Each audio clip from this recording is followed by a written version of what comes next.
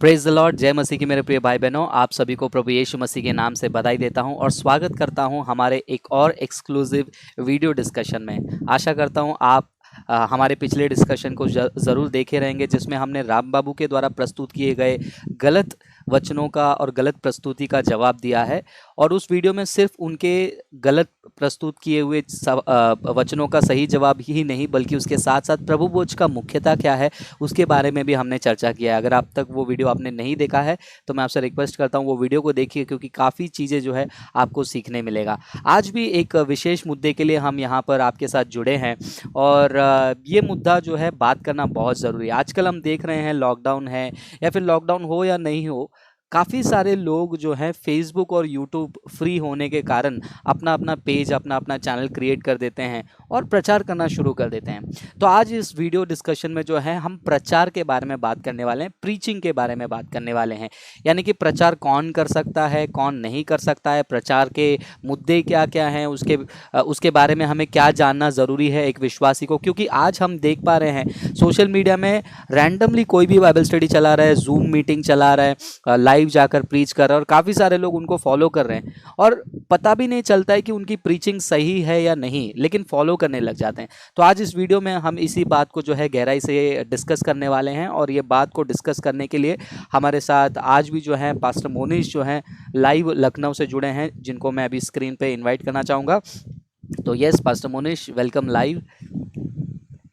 तो जय मसीह। आप सबको फिर से प्रभु यीशु मसीह के नाम में बधाई देते हैं और स्वागत करते हैं। यस तो पास्टर मोनीश, जैसा मैंने इंट्रोडक्शन में कहा, आजकल हम ये देख पा रहे हैं कि बहुत सारे लोग फेसबुक और यूट्यूब पर जो है प्रचारक बन जाते हैं। जब उनको बेसिक चीज़ों को स्टडी करने कहा जाता है, जब उनको कहा जाता है कि आप बाइबल को रीड करके उसको रिसर्च करो, आप अपोलोजेटिक्स टॉपिक पे स्टडी करो, ये सब करना बहुत कठिन मानते हैं। लेकिन बहुत आसान तरीका क्या हो जाता है, एक दो टॉपिक को लेकर कि प्रभु तुमको बल देगा, तुम्हारा मन टूटा हुआ है तो तुम्हारे मन को सही कर देगा, तुम निराश हो, निराशा को दूर करने वाला प्रभु यीशु मसीह, ऐसे कुछ दो तीन वचनों को यहाँ वहाँ से आर्टिकल से पढ़ लिया या फिर किसी प्रचारकों को सुन लिया या फिर खुद के टेस्टिमनी को जो है प्रीचिंग बनाकर आज हम देख पा रहे हैं काफ़ी सारे ऐसे जवान लड़के लड़कियां, बच्चे, पास्टर्स के बच्चे, पास्टर्स की बेटी बेटियां जो छोटे हैं, और आजकल कुत्ता भी प्रचार करने आ गया है स्टेज पर, हम देख पा रहे हैं। तो ये प्रीचिंग का जो सिग्निफिकेंस है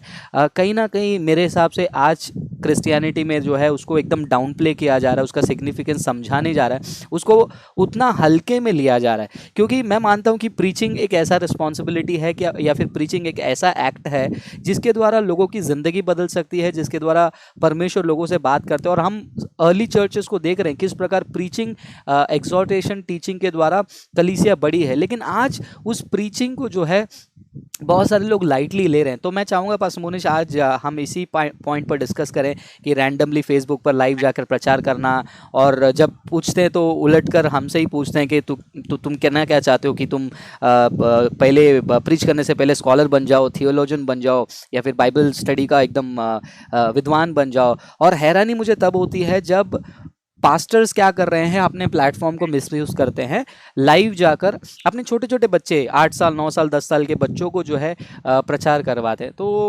मैं चाहूँगा कि पास्टर मोनिश, आप इतने साल से सेवा कर रहे हैं, मिनिस्ट्री में हैं, आपका अनुभव, आपका स्टडी और आपका पर्सपेक्टिव क्या है इस प्रीचिंग को लेकर, वो हमारे बीच में आप शेयर कर सकते हैं आज।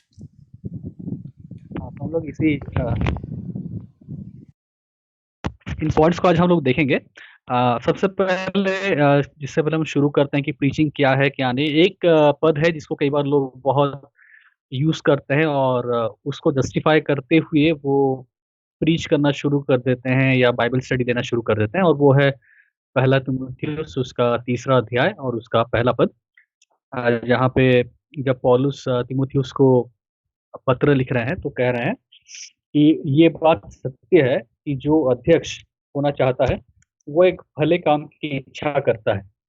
तो 1 तिमोथी चैप्टर 3 वर्स 1, जो अध्यक्ष होना चाहता है या शिक्षक बनना चाहता है, पास्टर बनना चाहता है, अगुवा बनना चाहता है, वो एक भले काम की इच्छा करता है। तो केवल इस वर्स को लेके कई बार लोग बहुत आर्ग्यू करते हैं या फिर जस्टिफाई करते हैं कि बाइबल में तो लिखा है कि ये एक भली इच्छा है, तो अगर हमने भली इच्छा रखी है तो फिर आप क्यों मना कर रहे हैं या फिर क्यों ऑब्जेक्ट कर रहे हैं।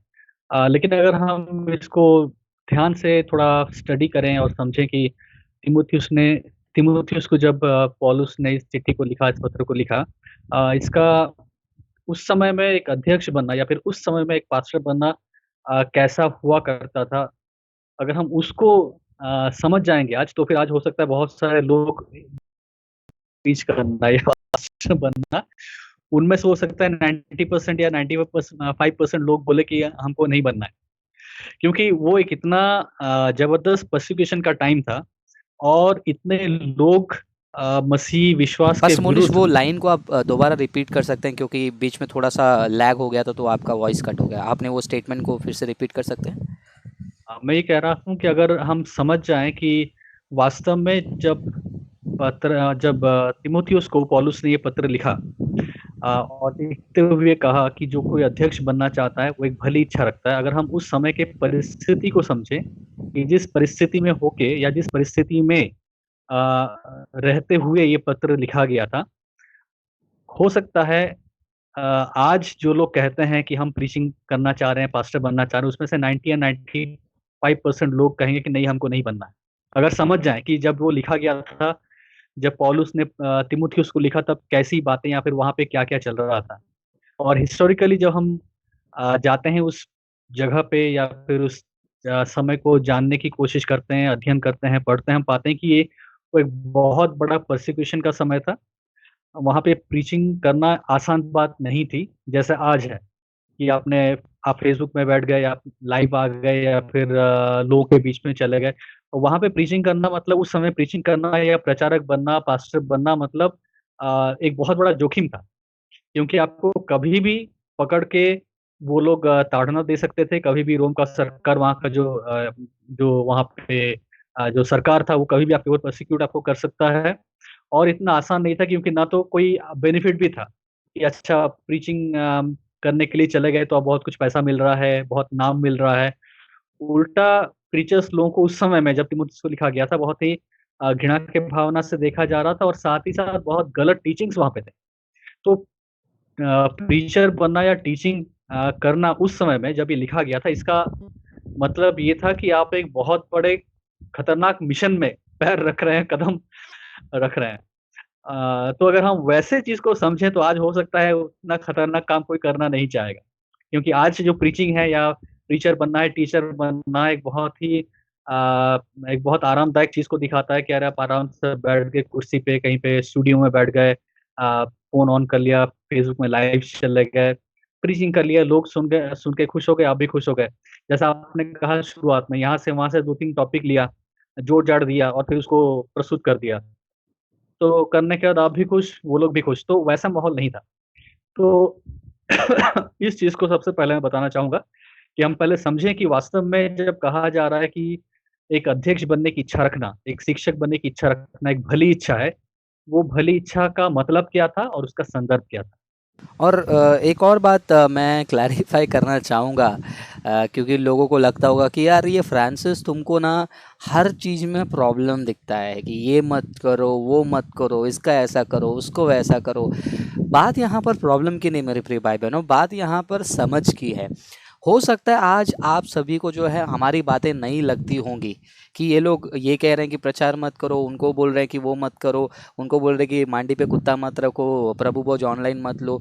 मतलब ये फ्रांसिस का प्रॉब्लम नहीं है। प्रॉब्लम आज क्या है कि हम क्रिश्चियनिटी जो ओरिजिनल वे में है उसको हम समझ नहीं पा रहे। आज इंडिया में और पूरे वर्ल्ड में जो है हम एक डिस्टॉर्टेड वर्जन क्रिश्चियनिटी को लेकर ज़िंदगी जी रहे हैं। डिस्टॉर्टेड वर्जन का मतलब क्या है? एक एक्चुअल क्रिश्चियनिटी है, वो एक्चुअल क्रिश्चियनिटी आज देखने नहीं मिल रहा है। जैसे पास्टर मोनिश ने प्रीचिंग के बारे में कहा, प्रीचिंग एक ऐसा रिस्पॉन्सिबिलिटी होता है, एक जोखिम का काम है। तो लोग कहेंगे कि अरे क्या तुम मतलब ये कह रहे हो कि तुम प्रचार मत करो, अपना मुंह बंद करके बैठो। नहीं, हम आपको प्रचार करने से डिस्करेज नहीं कर रहे हैं। हम आपको बस ये कह रहे हैं कि जो भी चीज़ आप करने जा रहे हैं उसका अहमियत पहला समझिए, उसका पर्पस पहला समझिए, उसका सिग्निफिकेंस समझिए। उसके सिग्निफिकेंस को समझे बिना आप आगे जाएंगे तो उसमें कोई भी फ़ायदा आपको नहीं होगा। और हैरानी वाली बात तब आ जाती है जब इलॉजिकल आर्ग्यूमेंट सामने लेकर आ जाता है। जैसे कहा जाता है कि मतलब हम तो अपने आपने पर्सनली परमेश्वर ने हमको जो सिखाया, ये पॉइंट के ऊपर पास्टर मोनिश मैं चाहूँगा आप थोड़ा सा टच करें। परमेश्वर ने हमको जो सिखाया, पवित्र आत्मा ने जो हमको बताया, वो हम लोगों के बीच में शेयर कर रहे हैं, तो क्या प्रॉब्लम है? तो इसके लिए स्टडी इतना रिसर्च करने की ज़रूरत क्या है? स्कॉलर बनने की ज़रूरत क्या है? थियोलॉजन बनने की ज़रूरत क्या है? पॉइंट यहाँ पर स्कॉलर थियोलॉजन की नहीं मेरी भाइयों। एक छोटा सा पॉइंट मैं बता देता हूँ आपको। अगर कोई व्यक्ति ये कहे कि मैंने पर्सनली बहुत सारे दवाओं का रिसर्च किया है और मैंने 2-3 लोगों को खिलाया, वो ठीक हो गया, तो चलो मैं अस्पताल खोल लेता हूँ और मैं लोगों का ऑपरेशन करना शुरू कर दूंगा, लोगों को दवाइयाँ देना शुरू करूंगा। क्या ये उचित होगा? आप बोलोगे कि नहीं, एक डॉक्टर बनने के लिए, एक सर्जन बनने के लिए आपको उसके ऊपर पढ़ाई करनी पड़ती है, तैयारी करनी पड़ती है, आपको क्वालिफाई होना पड़ता है। जब तक आपको क्वालिफिकेशन के कैटेगरी में नहीं आते हो, क्वालिफाइड कैटेगरी में नहीं आते हो, आप डॉक्टर नहीं बन सकते। गाड़ी चलाने की इच्छा है, गाड़ी का नॉलेज रखना अलग होता है, गाड़ी को चलाने का अनुभव अलग होता है। तो कुछ लोग जानते हैं कि हाँ, स्टीयरिंग घुमाने से गाड़ी कंट्रोल में रहेगी, एक्सीलेटर दबाने से गाड़ी आगे भागेगी, ब्रेक दबाने से गाड़ी रुकेगी, लेकिन क्या ये नॉलेज काफ़ी है? अगर ये नॉलेज काफ़ी है तो गाड़ी में बैठ कर एक इंसान जो है सीधा जाकर कहीं ठोकर ही खाएगा। तो प्रीचिंग भी कुछ इसी प्रकार है, जानना अलग होता है और उसको हैंड्स ऑन एक्सपीरियंस, यानी कि उसका सिग्निफिकेंस, मतलब उसको हैंडल करने का तरीका आपको आना चाहिए। नहीं तो फिर जैसा खाली पढ़कर जाकर गाड़ी में बैठा, वैसे ही मुझे जो परमेश्वर ने जो सिखाया वो समझकर मैं गाड़ी में बैठ गया, ऐसा हो जाएगा।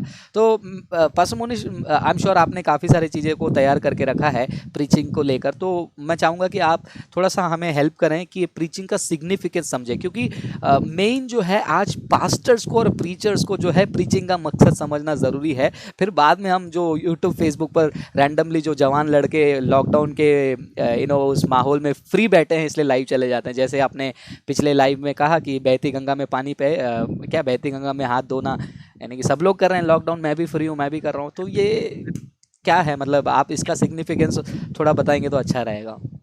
हाँ, तो हम पहले आपके उस वाले पॉइंट पे थोड़ा बात करेंगे जहाँ पे आपने कहा कि कुछ लोगों को लगता है कि अच्छा मैंने ये सीख लिया तो फिर मैं लोगों को बताऊंगा।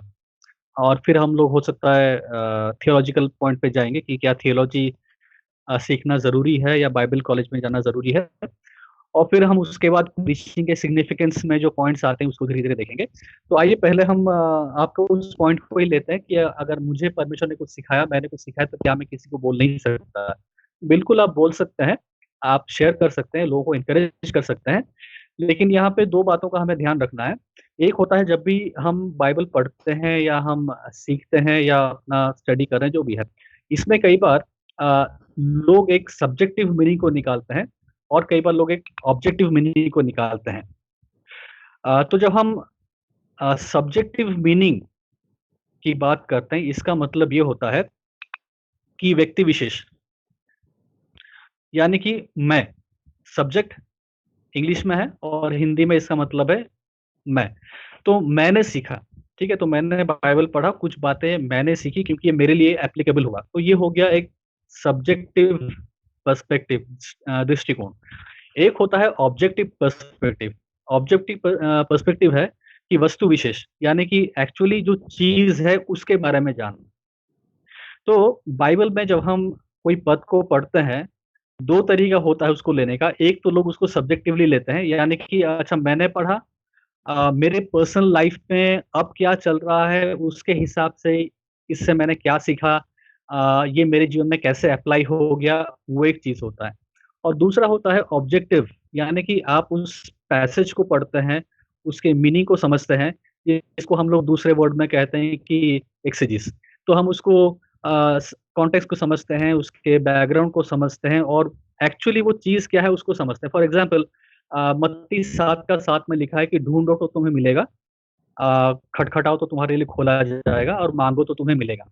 अब इसको मैं अगर सब्जेक्टिव पर्सपेक्टिव से लूँ, अच्छा आज मुझे अपने जीवन में कुछ चीज़ों की आवश्यकता है, तो मैं बाइबल को पढ़ रहा उस पद को, तो वहाँ पे लिखा है कि अच्छा ढूँढो तो पाओगे, खटखटाओ तो तुम्हारे लिए खोला जाएगा और माँगो तो मिलेगा। तो फिर मैंने सोचा अच्छा बाइबल में ऐसा लिखा है और मेरे जीवन के लिए चीज़ की आवश्यकता है, तो मैं प्रार्थना करता हूँ और हो सकता है परमेश्वर ने मुझे उस प्रार्थना का उत्तर दिया और मैं जाके इसको टीचिंग बना लेता हूँ और कहता हूँ देखो मैंने पढ़ा और मैंने ये सीखा और तुम भी ये सीखो। तो क्या हो गया, मैंने पढ़ा, मेरे पर्सनल लाइफ में कुछ एप्लीकेबल वो हो गया और मैं उसको सबके ऊपर थोप रहा हूँ।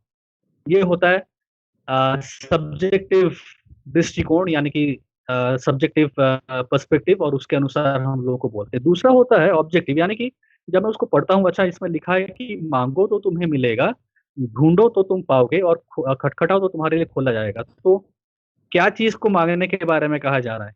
क्या चीज़ को ढूँढने के बारे में कहा जा रहा है? तो मैं मैथ्यू चैप्टर 5 के शुरुआत से पढ़ता हूँ, तो मैं देखता हूँ कि हुँ, अच्छा मैथ्यू चैप्टर 5 में यीशु मसीह बहुत सारे लोगों को चंगाई करता है और फिर क्या बहुत सारे लोग उसके पीछे आते हैं, फिर वो पहाड़ के ऊपर जाकर बैठ जाता है, उसके चेले उसके आस-पास बैठते हैं और फिर यीशु मसीह वचन बोलना शुरू करता है और फिर वो दिव्य वाणियाँ कहता है ना, ब्यूटीट्यूड्स कहता है और उसके बाद लगातार वो पैसेज चला आ रहा है।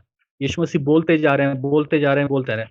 चैप्टर 5 में बहुत सारी चीज़ें हैं, चैप्टर 6 में बहुत सारी चीज़ें हैं और फिर चैप्टर 7 में आते-आते फिर यहाँ पे 7 का 7 में कहा जा रहा है कि ढूँढो तो तुम पाओगे, माँगो तो तुम्हें मिलेगा, खटखटाओ तो तुम्हारे लिए खोला जाएगा। तो अब हम समझते हैं अच्छा, यीशु मसीह क्या कह रहे थे, उस फ्लो में क्या-क्या बातें थी और फिर उसके अनुसार यीशु मसीह क्या चीज़ अब हमें ढूँढने के लिए कह रहे हैं। तो ये हो गया उसको ऑब्जेक्टिव तरीके से समझना। अब होता क्या है ऑब्जेक्टिव तरीके से समझने के लिए मेहनत करना पड़ता है, उसमें टाइम लगता है, उसमें रिसर्च करना होता है, उसमें थोड़ा मेहनत करना होता है। वो 5 मिनट में 10 मिनट में नहीं होता है, उसमें कुछ घंटे लगते हैं। तो यहाँ पे क्या हो गया ये थोड़ा मेहनत वाला काम है। लेकिन सब्जेक्टिव क्या हो गया 10 मिनट में खिचड़ी बन गई और हमने जो खाया, हमको जो सही लगा, मेरे जीवन में पर्सनली जो एप्लीकेबल हुआ, मैं जाके लोगों को बोलने लगता हूँ, "अरे देखो मैंने पढ़ा, मैंने सीखा, मेरे मेरे साथ ऐसा हुआ। हुँ, मैंने ऐसा प्रार्थना किया, तो फिर मैं भी तुमको वैसा ही सिखाऊँगा।" राइट। तो यहाँ पे हमें थोड़ा डिफरेंशिएट करना है। हो सकता है हम अपनी पर्सनल टेस्टिमनी शेयर कर सकते हैं, कि अच्छा हुँ, ठीक है, मैंने प्रार्थना किया, परमेश्वर ने मेरी आवश्यकताओं को पूरा किया। आपकी व्यक्तिगत गवाही ये हो सकती है, लेकिन ज़रूरी नहीं कि आपकी व्यक्तिगत गवाही एक टीचिंग बन जाए। आपकी व्यक्तिगत गवाही हो सकता है, आप अपनी व्यक्तिगत गवाही से किसी भाई को एनकरेज कर सकते हैं, कुछ कुछ बता सकते हैं, वो निराशा में है, आप उसके लिए प्रार्थना कर सकते हैं। लेकिन उसको आप टीचिंग बना के, एक प्रीचिंग बना के उसको आप प्रेज़ेंट करने लगते हैं और सबके ऊपर वैसे ही अप्लाई करने लगते हैं, वहाँ पे गड़बड़ी हो जाता है। तो ये रहा पहला चीज़। हाँ। अ, तो अभी बस मोनिश एक सवाल जो है वो मेरे दिमाग में आ रहा है वो ये है कि बाकी चीज़ों में तो बहुत पीछे रहते हैं क्रिश्चियन स्टडी में रिसर्च में कल्ट्स के बारे में पढ़ो इस्लाम के बारे में हिंदुइज्म के लिए स्टडी करो अपोलोजेटिक्स कंटेंट रेडी करो लेकिन ये प्रचार क्यों करना चाहते हैं इतने एक्साइटेड क्यों हो जाते हैं प्रचार करने के लिए मतलब why do they want to preach क्योंकि हो सकता है प्रीचिंग में वो लोग जिनको आज तक सुने हैं या जिनको देखते हैं वो केवल आउटवर्ड चीज़ों को देख के एक्साइटेड हुए हैं। फॉर एग्ज़ाम्पल अ, मान के चलिए आपके एग्ज़ाम्पल लेते हैं। तो लोगों ने देखा कि अच्छा ब्रदर फ्रांसिस जो हैं अच्छा लाइव यूट्यूब पे आ जाते हैं, उनका सब्सक्राइबर है। तो उन्होंने आपके जीवन को देखा और आपके चैनल को देखा, आपके फ़ेसबुक पेज को देखा और वहाँ से उन्होंने उनको इंस्पिरेशन लगा और उन्होंने भी सोचा कि चलो ठीक है। लेकिन उन्होंने क्या देखा आपका सिर्फ़ आउटवर्ड चीज़ देखा। लेकिन ये जो चैनल शुरू करने से पहले या फ़ेसबुक पेज शुरू करने से पहले जो सालों का मेहनत था, वो तो नहीं देखा है ना। तो वो जो इंस्पायर हुए हैं, वो केवल आपका वो बाहरी चीज़ को देख के इंस्पायर हुए हैं कि अच्छा ठीक है, एक पेज उनका है, वो आ जाते हैं, लोग जुड़ जाते हैं, वो सवाल पूछते हैं तो फिर ये बोलने लगते हैं, आंसर दे देते हैं और इतना वीडियो बना देते हैं। फिर आपका पेज में अच्छा ये तो बड़ा कोट पहन के वहाँ पे सेमिनार में प्रीचिंग कर रहे हैं, वहाँ पे बड़ा-सा एक स्क्रीन लगा है और लोग वो गुजरात चले गए। आप कुछ-कुछ था ना कहाँ-कहाँ पे आप लोग प्रोग्राम के लिए गए। तो यहाँ चले गए, जी तो वो जो बाहरी चीज़ें लोगों को अट्रैक्ट कर रहा था, लेकिन इसके पीछे हम्म, जो सालों का मेहनत है, इसके पीछे जो रात भर जग के पढ़ने का मेहनत है, इसके पीछे जो पर्सनल स्ट्रगल है, अब वो तो लोग नहीं जान रहे हैं। अच्छा जानना भी नहीं है लोगों को। हम्म, तो क्या है कि जो मोटिवेशन का पॉइंट है, क्राइटेरिया है, वो केवल आउटवर्ड जो चीज़ें दिख रही हैं, वो है।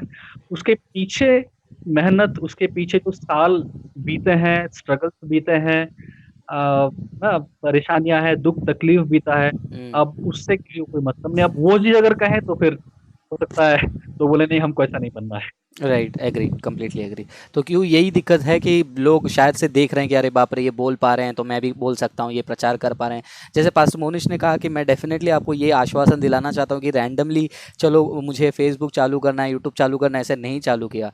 मुझे एक समय में ऐसा इच्छा भी नहीं था कि खुद का हमें एक पेज चालू करना है, चैनल चालू करना है। रादर मैं तो उन ऐसे मिनिस्ट्रीज़ के साथ जुड़कर मैं काम करना चाहता था जहाँ पर मैं उनके साथ मिलकर आगे बढ़ूँ। लेकिन परमेश्वर की मर्जी होती है। तो जैसा पॉइंट पास मोनिश ने कहा, कितने साल जो है मुझे याद है 2012, if I am not wrong, 2011-12 से जो है मैंने 15-16 तक काफ़ी 4 साल 5 साल का काफ़ी गहरी स्टडी की है। फिर उसके बाद थोड़ी बहुत हिम्मत जुटाकर मैंने यूट्यूब चैनल शुरू किया है। फिर फेसबुक पेज भी अगर आप देखोगे, आई थिंक 2 साल पहले ही मैंने फेसबुक पेज भी चालू किया है। तो काफ़ी 6-7 साल का स्टडी और काफ़ी समय लगता है, और ये चीज़ें जो है लोग देखना नहीं चाहते हैं, क्योंकि जब वो देखेंगे निराश हो जाएंगे।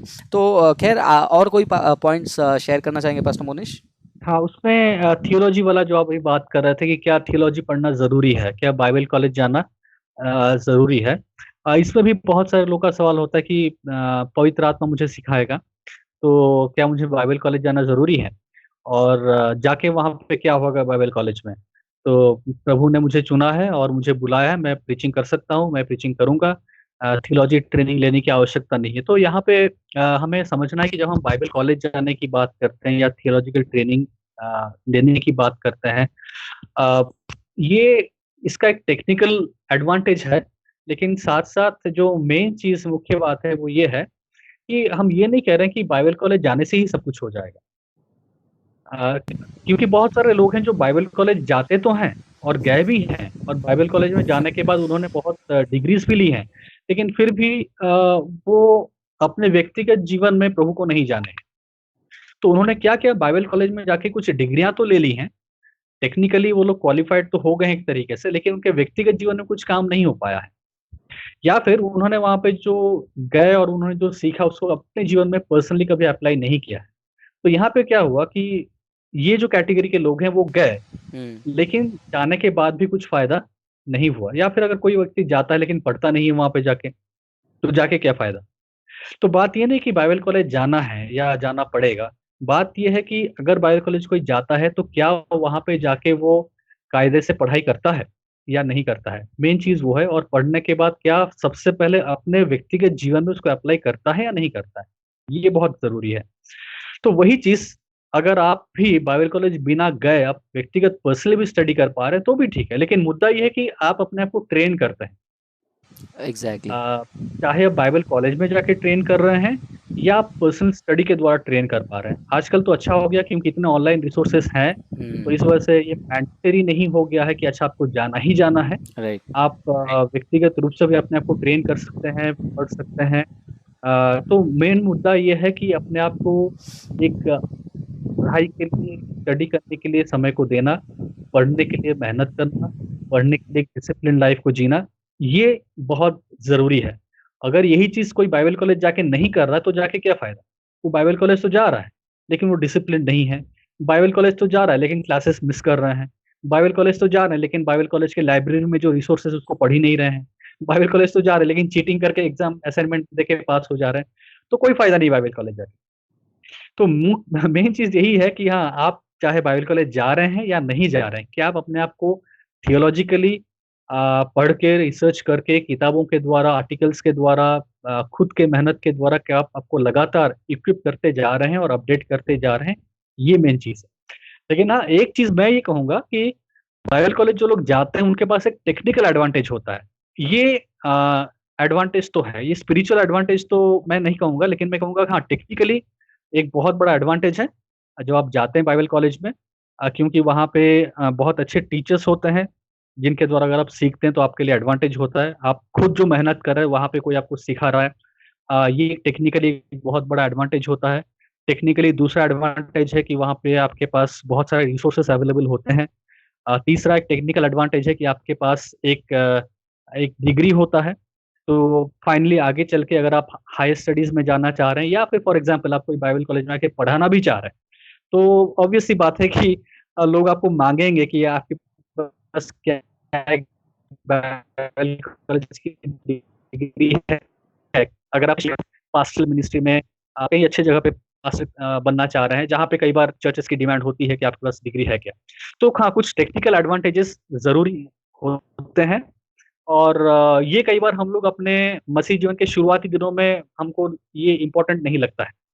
लेकिन जैसे-जैसे समय बीतता है तब लगता है कि नहीं, बाइबल कॉलेज में अगर आपको मौका मिला था और आप नहीं गए और आपने नहीं किया अ, हो सकता है आपके अंदर घमंड था, आपको लगा कि अरे कौन जाता है बाइबल कॉलेज, मैं नहीं जाऊँगा। या फिर आपने बाइबल कॉलेज को बड़ा ही तुच्छ समझा ना, अरे क्या है, कुछ भी नहीं है ये। ऐसा एटीट्यूड रख के अगर आप नहीं गए तो कई बार बाद में लगता है कि अरे यार गया होता तो अच्छा रहता, अच्छा मौका था। तो टेक्निकल पॉइंट ऑफ व्यू से मैं कहूँगा कि काफ़ी सारे एडवांटेजेस होते हैं।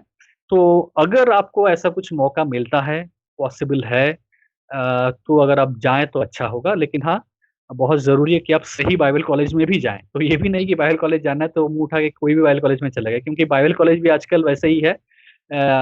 हर कोई बाइबल कॉलेज खोल रहा है। जैसे आज हम लोग बात कर रहे हैं, हर कोई प्रीचर बनना चाह रहा है, तो बाइबल कॉलेज भी हर कोई खोल दे रहा है। तो वहाँ पे भी हमें ध्यान रखना होगा कि अगर आप जा भी रहे हैं बाइबल कॉलेज में, तो अच्छे से थोड़ा रिसर्च करके लोगों से पूछ के एक ऐसे कॉलेज में जाएँ, जहाँ पे आप रियली कुछ अच्छे टीचर्स लोगों से सीख पाएँ और जहाँ का बाइबल कॉलेज का डिग्री एक अ, सर्टिफाइड डिग्री हो और जिसको बाकी जगह पे लोग एक्सेप्ट भी करते हैं, क्योंकि ऐसे बहुत सारे बाइबल कॉलेजेस हैं जिसकी डिग्री एक्सेप्ट नहीं होती हैं। लोग 3 साल बिता देते हैं, लाखों-लाख रुपया खर्चा कर देते हैं और जो सर्टिफ़िकेट मिलता है उसका कोई वैल्यू नहीं होता, क्योंकि ये लोग रिकॉग्नाइज़्ड बाइबल कॉलेजेस नहीं होते हैं या रजिस्टर्ड बाइबल कॉलेजेस नहीं होते हैं। तो टेक्निकल पॉइंट ऑफ व्यू में जाएँगे तो बहुत सारा बात है, लेकिन हम उसमें नहीं जाएँगे। लेकिन मेन मुद्दा ये है कि चाहे आप बाइबल कॉलेज जा पा रहे हैं या आप घर में बैठ के घर पे यहाँ पे हैं, आप अपने आप को थियोलॉजिकली इक्विप करना है, पढ़ते रहना है, अपने आप को अपडेट करते रहना है। और जितना हो सके टाइम देना है, मतलब अपने आप को थियोलॉजिकली चीज़ों में स्ट्रॉन्ग होने के लिए। तो केवल बैठ के अपने पर्सनल एक्सपीरियंस से प्रीचिंग करके हम बहुत दूर नहीं जा सकते हैं। हुँ। जो सब्जेक्टिव अप्रोच है, उसके अनुसार अगर हम प्रीचिंग करते हैं तो कुछ फ़ायदा नहीं होगा।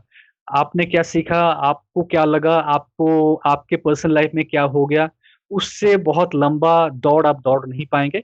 आपको टेक्निकली चीज़ों में इक्विप होना होगा, ऑब्जेक्टिवली चीज़ों को समझना होगा, थियोलॉजिकली साउंड होना होगा, थियोलॉजिकली इक्विप होना होगा, ताकि आप लंबे समय तक प्रभु के लिए अच्छे से और फलवंत होके सेवकाई को कर पाएँ। यस। तो ये रहा मेरे प्रिय भाई बहनों पहला सेशन, और इस पहले सेशन में हमने कॉमन ऑब्जेक्शन को जो है आंसर किया है। अब हम मेन मुद्दे में जाएंगे, प्रीचिंग, इसका सिग्निफिकेंस क्या है। इसके मेन मुद्दे में जाने से पहले मैंने सोचा कि थोड़ा समय हम स्पेंड कर लें कॉमन ऑब्जेक्शन के ऊपर बात करने के लिए, क्योंकि क्या हो जाएगा, आप अगर पहले ही हम उसके सिग्निफिकेंस को डिस्कस करना शुरू करेंगे, कुछ लोगों का आदत होता है कि अरे ये लोग तो बोलते जाएंगे और एंड तक वो नहीं सुनेंगे। इसलिए हमने सोचा पहले जो कॉमन चीज़ें लोगों के दिमाग में कन्फ्यूजन बन के आती है उसको हमने क्लियर किया। आशा करता हूँ आपको समझ में आया। अगर और भी आपको इस टॉपिक को लेकर क्लैरिफिकेशन चाहिए तो बिंदास आप कमेंट में पूछ सकते हैं, या फिर बेहतर होगा कि हमारे फेसबुक पेज पर आकर अभी तक का जो डिस्कशन हुआ है उसके ऊपर पूछ सकते हैं, और आगे जो डिस्कशन होने जा रहा है उसके ऊपर भी आप पूछ सकते हैं। तो ये रहा कॉमन ऑब्जेक्शन। और एक और पॉइंट ऐड करूंगा, फिर उसके बाद मेन मुद्दे में मैं जाऊंगा। पास मोनिश को रिक्वेस्ट करूंगा कि हमारा जो मेन टॉपिक है आज का, प्रीचिंग, उसका सिग्निफिकेंस, उसके ऊपर हम शुरू करें। अगर कोई व्यक्ति कहता है कि मैं यीशु के बारे में प्रचार करना चाहता हूँ, या फिर यीशु के बारे में मैं प्रचार कर रहा हूँ, तो ये ज़रूरी है कि एक व्यक्ति को आप जाने बिना उसके बारे में बात नहीं कर सकते हो। अगर आप यीशु मसीह का प्रचार कर रहे हो तो यीशु मसीह को जानना ज़रूरी है। क्या यीशु मसीह को जानना इतना ही है कि यीशु मसीह मेरे लिए आया, जिया, क्रूस पे मरा, दफनाया गया, तीसरा दिन उनका पुनरुत्थान हुआ, उठा लिया गया, वापस से आने वाला है, क्या इतना काफ़ी है? ये जो है स्टेप 1 है एक व्यक्ति के लिए उद्धार पाने के लिए। अगर ये स्टेप 1 में ही आप प्रचारक बनना चाहते हो, आप प्रीच करना चाहते हो, ऐसा नहीं चलता है। अगर आप गॉस्पल के आधार पर बात करते हो तो इतना काफ़ी है शुरुआत करने के लिए एक इंसान को। लेकिन अगर आप गॉस्पल से बढ़कर लोगों को प्रीच करना चाहते हो, लोगों को टीच करना चाहते हो, तो आपको जानना पड़ेगा कि यीशु मसीह का जन्म कैसे हुआ, यीशु मसीह कुंवारी के द्वारा क्यों जन्म जन्मा, यीशु मसीह का व्यक्तित्व क्या है, यीशु मसीह का अस्तित्व क्या है, यीशु मसीह का मनुष्यत्व क्या है, इंसान की डेप्रेविटी क्या है, यीशु मसीह का शारीरिक रूप में पुनरुत्थान होना कितना ज़रूरी था, उनका शारीरिक रूप में बलिदान होना कितना ज़रूरी था। ये काफ़ी मुद्दे हैं मेरे प्रियो। अगर ये सब बातों को जाने बिना आप यीशु को प्रस्तुत कर रहे हो तो आप अपना एक इमेजिनरी यीशु को प्रस्तुत कर रहे हो, ना कि बिब्लिकल यीशु को प्रस्तुत कर रहे हो। अगर आप मेरे बारे में कहीं और जाकर किसी के पास बोलना चाहो तो आपसे वो लोग यही पूछेंगे तो क्या उस व्यक्ति के बारे में तुम पूरा जानते हो क्या? आप बोलोगे नहीं नहीं, यूट्यूब पे देख कर आया। तो ऐसे ही आज हमारा हाल हो गया है। हम यीशु मसीह को थोड़ा लेवल 1 पे समझकर, थोड़ा चंगाई चमत्कार से समझकर उनको प्रचार करने जा रहे हैं। आप पूछोगे कि तो गॉस्पल शेयर करने के लिए भी हमको स्टडी करना पड़ेगा क्या? गॉस्पल शेयर करने के लिए गॉस्पल क्या है जानो, उसके लिए बहुत कम टाइम लगता है। लेकिन जब आप टीचिंग और प्रीचिंग की बात करता हूँ, आप एक लेवल ऊपर जा रहे हो, उसके सीरियसनेस को हम डिस्कस करें। तो यस, तो चलिए पास्टर मोनिश हमारे सेकंड सेशन में चलते इसमें हैं। एक एक चीज मैं छूट गया था, जो ठीक बाइबल है। कॉलेज वाला। बहुत जरूरी है कि अगर आप कोई चाह रहा है बाइबल कॉलेज जाना या बाइबल कॉलेज में थियोलॉजिकल डिग्रीज लेना, जो भी है, उसकी शुरुआत सबसे पहले अपने लोकल चर्च से होनी चाहिए। क्योंकि जब तक आप अपने स्थानीय कलीसिया से प्रेम करना नहीं सीखे हैं, जब तक आप अपनी स्थानीय कलीसिया में सेवा करना नहीं सीखे हैं, जब तक आप अपनी स्थानीय कलीसिया में स्पिरिचुअल एडिफिकेशन को में कंट्रीब्यूट करना नहीं सीखे हैं, और आप तुरंत बाइबल कॉलेज भाग जाते हैं, उसका बहुत बड़ा प्रॉब्लम ये होता है कि कई बार लोग जब बाइबल कॉलेज एकदम शुरुआत में ही चले जाते हैं और जब वो आते हैं, वो अपने लोकल चर्च में एडजस्ट करना उनके लिए बहुत दिक्कत होता है। क्योंकि जब वो जाते हैं वहाँ पे, तो वो जब लौटते हैं, वो बहुत ही एक प्राइड के साथ लौटते हैं कि मैंने बहुत कुछ सीख लिया है, मेरे चर्च के लोगों को कुछ नहीं मालूम है। तो एक घमंड से भर के कई बार बाइबल कॉलेज से लोग लौटते हैं, क्योंकि उन्होंने एक बेसिक स्टेप मिस ये कर लिया कि उन्होंने अपना एक सफिशिएंट टाइम अपने लोकल चर्च में स्पेंड नहीं किया है। लोकल चर्च में डिसिप्लिन लाइफ जीना, लोकल चर्च में कंट्रीब्यूट करना, लोकल चर्च में सीखना, लोकल चर्च में सेवा को करना, सेवा को देना। जब वो चीज़ मिस हो गया है और वो डायरेक्ट पहुँच गए, तो क्या होता है, जब लौट के आते हैं तो उनके अंदर इतना प्राइड और नॉलेज भरा हुआ होता है कि फिर वो अपने कलीसिया में हर वक़्त फ़ॉल्ट ही फ़ॉल्ट ढूँढते हैं। क्योंकि उनका हर एक बात में, अरे मैंने कॉलेज में पढ़ा है ना, मैंने बीटीएस डिग्री किया है, मैंने एमडिव किया है, वहाँ पे ऐसा बताया गया, यहाँ पे तो ऐसा कुछ नहीं हो रहा है। तो प्रैक्टिकली ये बहुत बड़ा इश्यू होता है। तो मेरा सजेशन हर वक़्त ये रहेगा कि आप अपने सबसे पहले फर्स्ट स्टेप, जैसा ब्रदर ने कहा, कि पहले प्रभु को जानिए। दूसरे बात, अपने लोकल चर्च में एक टाइम स्पेंड कीजिए, जहाँ पे आप वहाँ पे अपनी सेवा करते हैं, वहाँ पे सीखते हैं, वहाँ पे कलीसिया में सेवकाई का एक कार्य करते हैं। फिर आप अपने आप को इक्विप करने के लिए कॉलेज जा सकते हैं, अगर आप चाहते हैं तो। Yes, thanks pastor Monish. So चलिए अब हम चलते हैं हमारे सेकेंड सेशन में, जो कि सिग्निफिकेंस प्रीचिंग का। इसको हम थोड़ा सा स्टेप बाय स्टेप स्टडी करेंगे। आशा करता हूँ कि आप लोग अभी तक देख रहे हैं और आगे भी जो है कंटिन्यू करेंगे। तो यस पास्टर मोनिश। ठीक है, हमने एक छोटा सा आर्टिकल बनाया था और उस पे हम लोग थोड़ा सा डिस्कस करेंगे, और फ्रांसिस आप भी इसमें पॉइंट्स अपना भी इसमें दे सकते हैं। तो जरूर। सबसे पहले ये कि जब भी हम प्रचार करने की बात करते हैं कि मुझे प्रचार करना है, प्रचारक बनना है, शिक्षा देना है, चीजें, सबसे पहला क्वेश्चन आता है कि हम प्रचार करना क्यों जा रहे हैं? क्यों नहीं कुछ और? क्यों नहीं मैं इंजीनियर बनना चाहता हूँ? क्यों नहीं मैं डॉक्टर बनना चाहता हूँ? क्यों नहीं मैं बिजनेसमैन बनना चाहता हूँ? क्यों मुझे प्रचार करना है? तो कुछ अच्छे रीज़न भी हो सकते हैं और कुछ बुरे रीज़न भी हो सकते हैं, और मैंने ऐसे ही कुछ रैंडमली इस पे नोट किया है। कई बार लोग इस वजह से प्रचार करना चाहते हैं क्योंकि उनके घर वाले उसको बहुत एनकरेज करते हैं। क्रिश्चियन फैमिली में कई बार ऐसा होता है कि घर वाले बच्चों में बहुत, अरे बहुत बच्चा बहुत बचपन में बहुत दुआ प्रार्थना करने वाला बच्चा है, मेमोरी वर्स बहुत अच्छा याद कर लेता है, संडे स्कूल इसने बहुत प्राइज जीता है। तो ये जो बचपन में या संडे स्कूल में इनका एक अच्छा परफॉर्मेंस रहा है, या अच्छे से वो लोग रहे हैं, बहुत अच्छा गीत गा लेता है, या फिर बहुत अच्छा म्यूजिक में है, तो कई बार ये जो एक फैमिली या सोशल प्रेशर होता है, वो कई बार लोगों को मोटिवेट करता है कि अच्छा वो भी प्रचारक बन जाए। ये बात बिल्कुल दूसरा सच है। कैंडिडेट रीजन होता है। जी। ये बात बिल्कुल सच है, क्योंकि एक ब्रदर है जो फेसबुक पे मैंने देखा, मतलब आई थिंक 17-18 साल का लड़का है, पंजाब से है। वो मेरे फ्रेंड्स लिस्ट में था। वो अचानक से पोस्टर बना बना के डाल रहा था कि प्रॉफिट ये प्रॉफिट वो प्रॉफिट, खुद का नाम डाल रहा था। तो मैंने वो ब्रदर को जाकर पर्सनली मैसेज किया और पूछा कि आप प्रॉफिट हैं, प्रॉफिट कैसे बने, मुझे भी बताइए, मुझे भी बनना है। तो बोले कि ब्रदर आप जानते हो क्यों आप मेरा मजाक उड़ा रहे हैं। मैंने बोला मजाक नहीं उड़ा रहा हूँ, आप प्रॉफिट बन गए तो कैसे बन गए बताइए। तो उन्होंने बताया कि ब्रदर मैं प्रॉफिट इसलिए बन गया क्योंकि बचपन में मेरी माँ कहती थी कि बचपन में मैं बहुत ही प्रभु में स्ट्रांग था, प्रभु में बहुत जोश के साथ था। तो मेरी मम्मी ने बोला कि तू बचपन में ऐसा था, तू तो अभी परमेश्वर से चुना हुआ विशेष व्यक्ति है, तो इसीलिए जो है मैं अपने आप को प्रॉफिट समझता हूँ। मैंने बोला क्या यही कारण है? बोलते नहीं ब्रदर, मैंने एक दो बार कुछ तो बात बोला था तो वो भी पूरा हो गया, तो लोग मुझे बोल रहे थे कि अरे वाह तेरा बात तो पूरा हो रहा है, तू तो प्रॉफिट है। तो सब लोग बोल रहे हैं, मम्मी बोल रही है, इसलिए मैं अपने आप को प्रॉफिट बना लिया। और हमको लोग मीटिंग में भी बुलाते हैं लोकल लोकल जगह पे, तो मैं बहुत सारे चर्च में जाके प्रचार करता हूँ, लोग मुझे प्रॉफिट साहब बोलते हैं, तो मैं प्रॉफिट बन गया। तो ऐसे भी हैं रियल रीजंस जो मैं अपने खुद एक्सपीरियंस में मैं देख चुका हूँ। और भी आप एक ट्रेंड देखे होंगे, जब भी कुछ घर में कुछ होता है लोग बच्चों को बोलते हैं प्रार्थना करो क्योंकि परमेश्वर बच्चों की प्रार्थना को सुनता है। यीशु मसीह ने कहा कि तो बच्चों से बुला के प्रार्थना किया तो ठीक है। हुआ तो वो भी एक रीजन होता है कि अरे बचपन में जो है इन बच्चे ने इसको और हाथ रख के प्रार्थना किया था, उसको हाथ रख के प्रार्थना किया तो वो ठीक हो गया, तो प्रभु के द्वारा चुना गया है ये। क्योंकि सैमुअल को भी प्रभु ने बचपन से चुना था, वो 3 साल की उम्र से सेवकाई करता था, तो ये चुनाव हुआ प्रभु का। तो कई बार इस तरह की जो चीजें हैं ये बचपन से एक दिमाग में आप सुनते रहते हैं, तो कई बार जब बड़े होते हैं आपको लगता है कि नहीं नहीं मुझे भी प्रचारक बनना चाहिए, प्रॉफिट बनना चाहिए, टीचर बनना चाहिए। दूसरा, कई बार लोगों को लगता है कि और तो कुछ हो नहीं सक रहा है, तो आप उससे अच्छा पादरी बन जाओ। ये भी एक रीजन है। कई बार लोग ना तो पढ़ाई में अच्छे होते हैं, ना कोई और चीज में होते हैं, तो माँ बाप बोलते हैं कि अरे तेरा कुछ नहीं होने वाला, तू एक काम कर, बाइबल कॉलेज चला जा या फिर कुछ कर ले और तू एक पादरी बन जा। तो कई बार माँ बाप बच्चों को इस तरह से भी बात करते हैं, और लोगों को भी लगता है कि अच्छा क्योंकि मैं और कुछ नहीं कर सकता, ये पास्टर बनना बड़ा इजी काम है। भाई खोलना है बाइबल से, कुछ बोलना है आधा घंटा, लोगों को क्या फ़र्क पड़ता है? लोग चर्च आएँगे, सुनेंगे, दान दशमांश देंगे, चले जाएँगे, काम खत्म हो गया। बर्थडे में जाके प्रचार कर देना है और बीच में किसी का जन्मदिन हुआ प्रचार कर देंगे, शादी में प्रचार कर देंगे, हो गया। यहाँ-वहाँ से पढ़ लें, कर लेंगे। तो ये भी एक लोग इस वजह से भी सोचते हैं कि कुछ और नहीं हो रहा है, तो सबसे ईज़ीएस्ट जॉब है प्रीचर, पास्टर बन जाओ, प्रचारक बन जाओ। तीसरा, कई बार लोग अपनी जीविका के लिए बनते हैं, मतलब लाइवलीहुड रीज़न है। वो इसको एक सेवा नहीं, लेकिन इसको एक प्रोफ़ेशन के रूप में लेते हैं।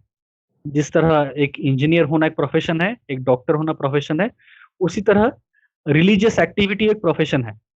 तो मैं बाइबल कॉलेज जाऊँगा, 4 साल का कोर्स करूँगा, फिर आके ये वाला चर्च जॉइन करूँगा, 4 साल वहाँ पे मैं बिताऊँगा, फिर फंड रेज़ करूँगा, फिर विदेश जाके एमटीएच कर लूँगा, फिर वहाँ पे कोई बड़े से चर्च में सेट हो जाऊँगा।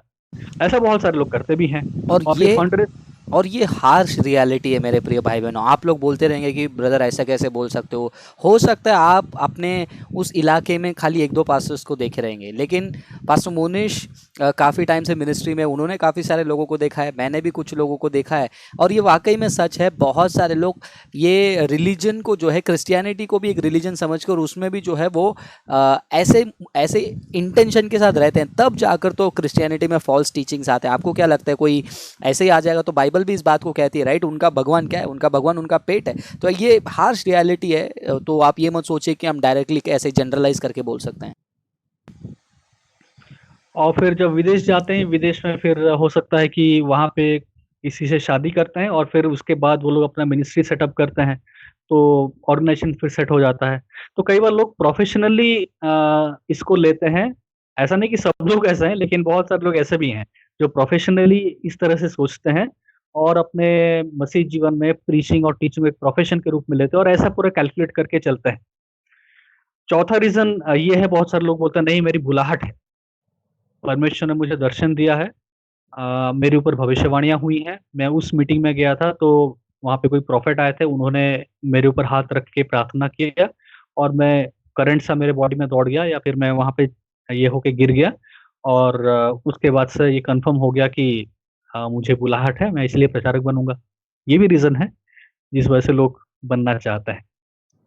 और जैसा कल हमने बताया था कि समय के साथ बहना, क्योंकि ट्रेंड हो रहा है आज प्रीचिंग करने का लॉकडाउन के समय में, तो ट्रेंड के साथ हमें जाना है। तो आज जो ट्रेंडिंग चीज़ है आज, वो ये है कि फेसबुक चलाओ, या फिर अपना यूट्यूब चैनल चलाओ, प्रॉफिट बन जाओ, पास्टर बन जाओ, एपोस्टल बन जाओ। तो लग रहा है कि यही सबसे अट्रैक्टिव और सक्सेसफुल करियर है। तो इस वजह से मैं समय के बहाव के साथ चलूंगा। तो आज अगर प्रीचिंग और टीचिंग और पास्टर बनना एक ट्रेंड है तो मैं वो बनूंगा। अगर 4 साल बाद क्रिश्चियन ऑर्गेनाइजेशन में काम करना ट्रेंड है तो मैं क्रिश्चियन ऑर्गेनाइजेशन में काम करने लग जाऊंगा। उसके बाद अगर सोशल वर्क करना ट्रेंड बनेगा तो मैं सोशल वर्क भी करने लगूंगा। तो यहाँ पे ना तो कॉलिंग होता है, ना अंदर में वो भूख और प्यास होती है। यहाँ पे बस ये होता है कि ऑब्जर्व करते हैं क्या चीज आज मार्केट में चल रहा है और आप वो करते हैं। स्टॉक मार्केट में ऐसा है, आज इस स्टॉक का भाव ज्यादा है तो इसको खरीदेंगे या फिर इसके ऊपर ट्रेड करेंगे, कल उसका होगा तो उसमें करेंगे। तो आज ट्रेंड चल रहा है प्रीचर टीचर बनने का, सोशल मीडिया में सेलिब्रिटी बनने का, तो हम इस ट्रेंड में होंगे। कल को सोशल वर्क का ट्रेंड होगा तो हम सोशल वर्क में चले जाएंगे। आ, उसके बाद चैरिटी वर्क का हो तो चैरिटी वर्क में चले जाएंगे। तो ये बेसिक ट्रेंड्स हैं या रीजंस हैं जिस वजह से लोग प्रीचिंग करना चाहते हैं। इसके बाद आइए हम लोग देखेंगे कि जब हम प्रीचिंग की बात करते हैं उसमें क्या क्या मुख्य बातें आती हैं। ठीक है, शुरू करेंगे फिर हम लोग। यस पास्टर मोनिश, हम लोग शुरू करेंगे।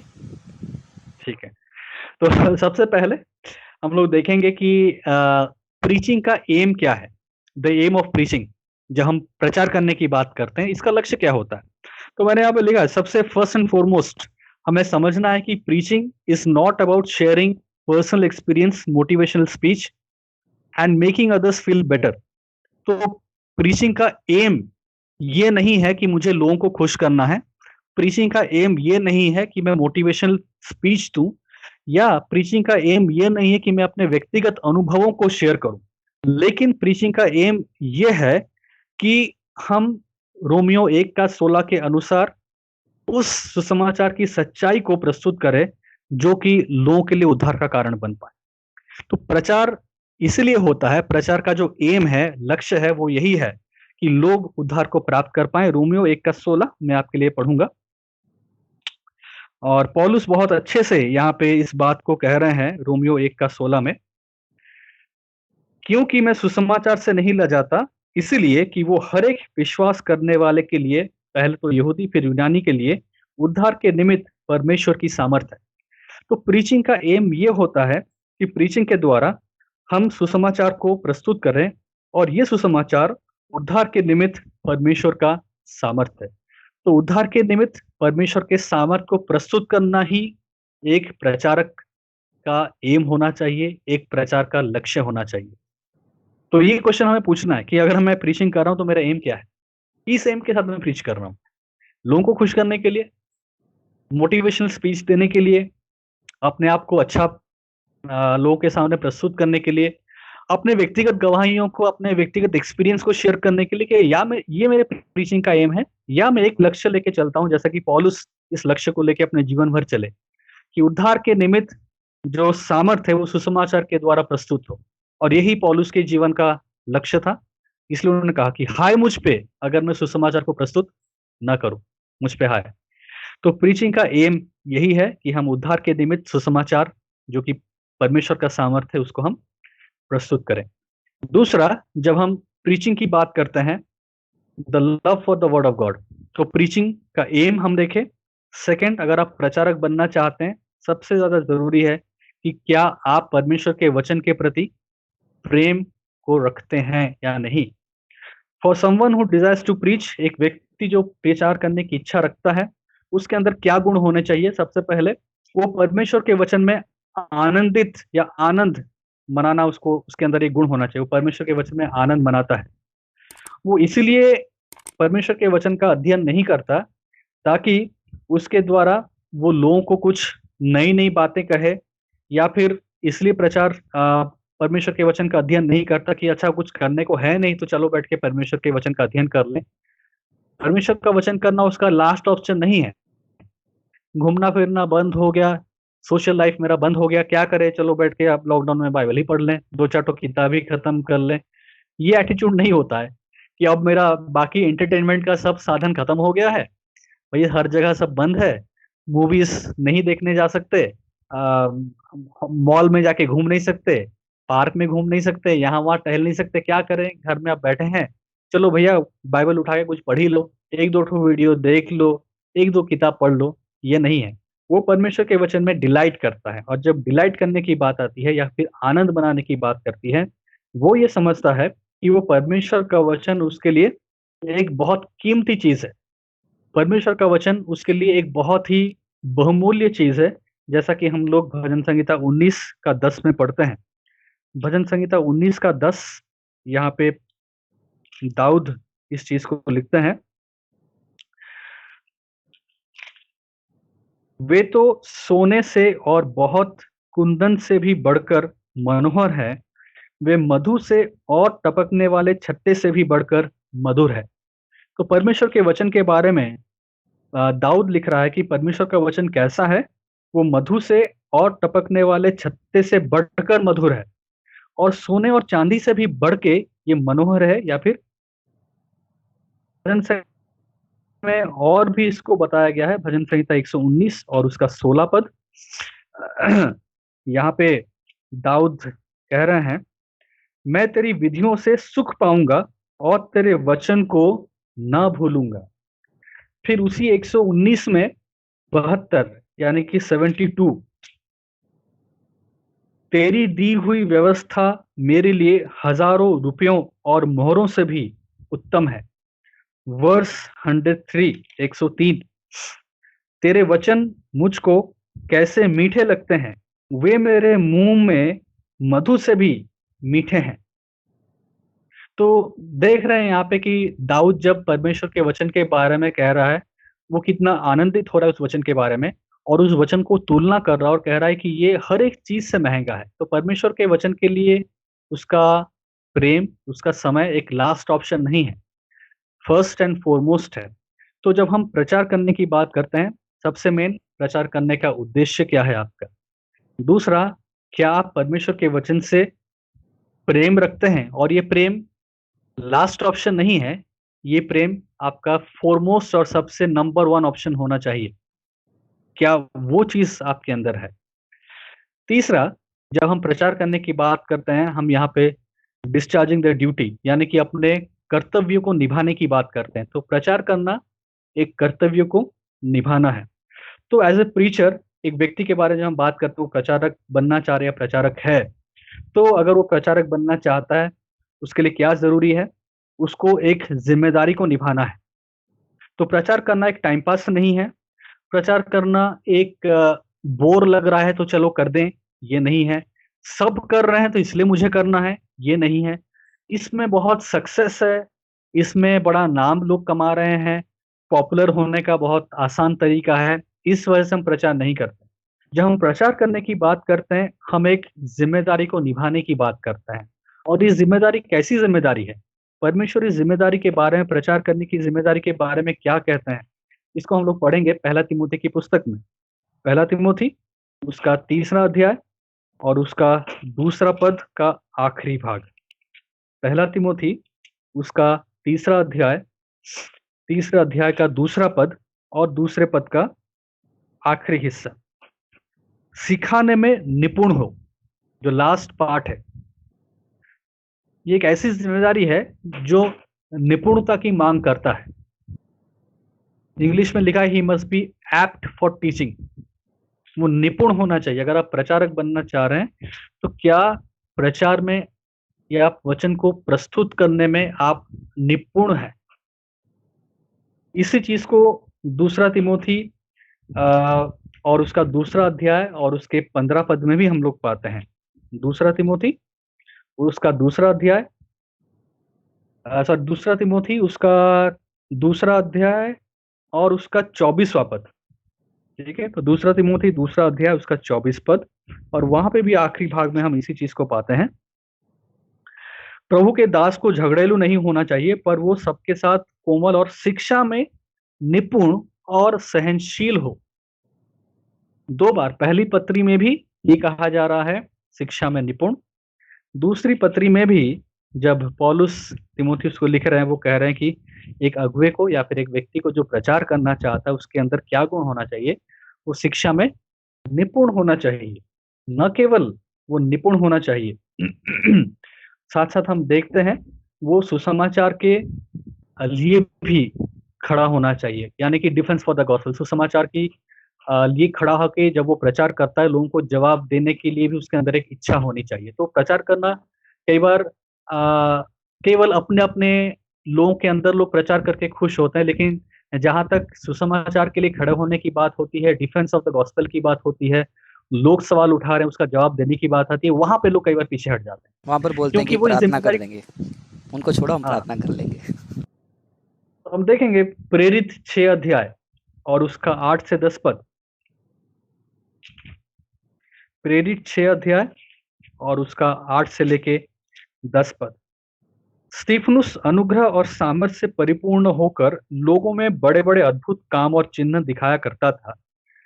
तब उस आराधनालय में से जो लिबर्तिनियों की कहलाती थी और कुरेनी और सिदकिय्या और किलिकिया और एशिया के लोगों में से कई एक उठकर स्तिफनुस से वाद विवाद करने लगे, परंतु उस ज्ञान और उस आत्मा का जिससे वो बातें करता था वे सामना ना कर सके। तो स्तिफनुस क्या किया, वो खड़ा हुआ और लोगों के प्रश्नों का जवाब दिया, और कैसे दिया, निपुणता के साथ। इसलिए लोग उसका सामना नहीं कर पाए।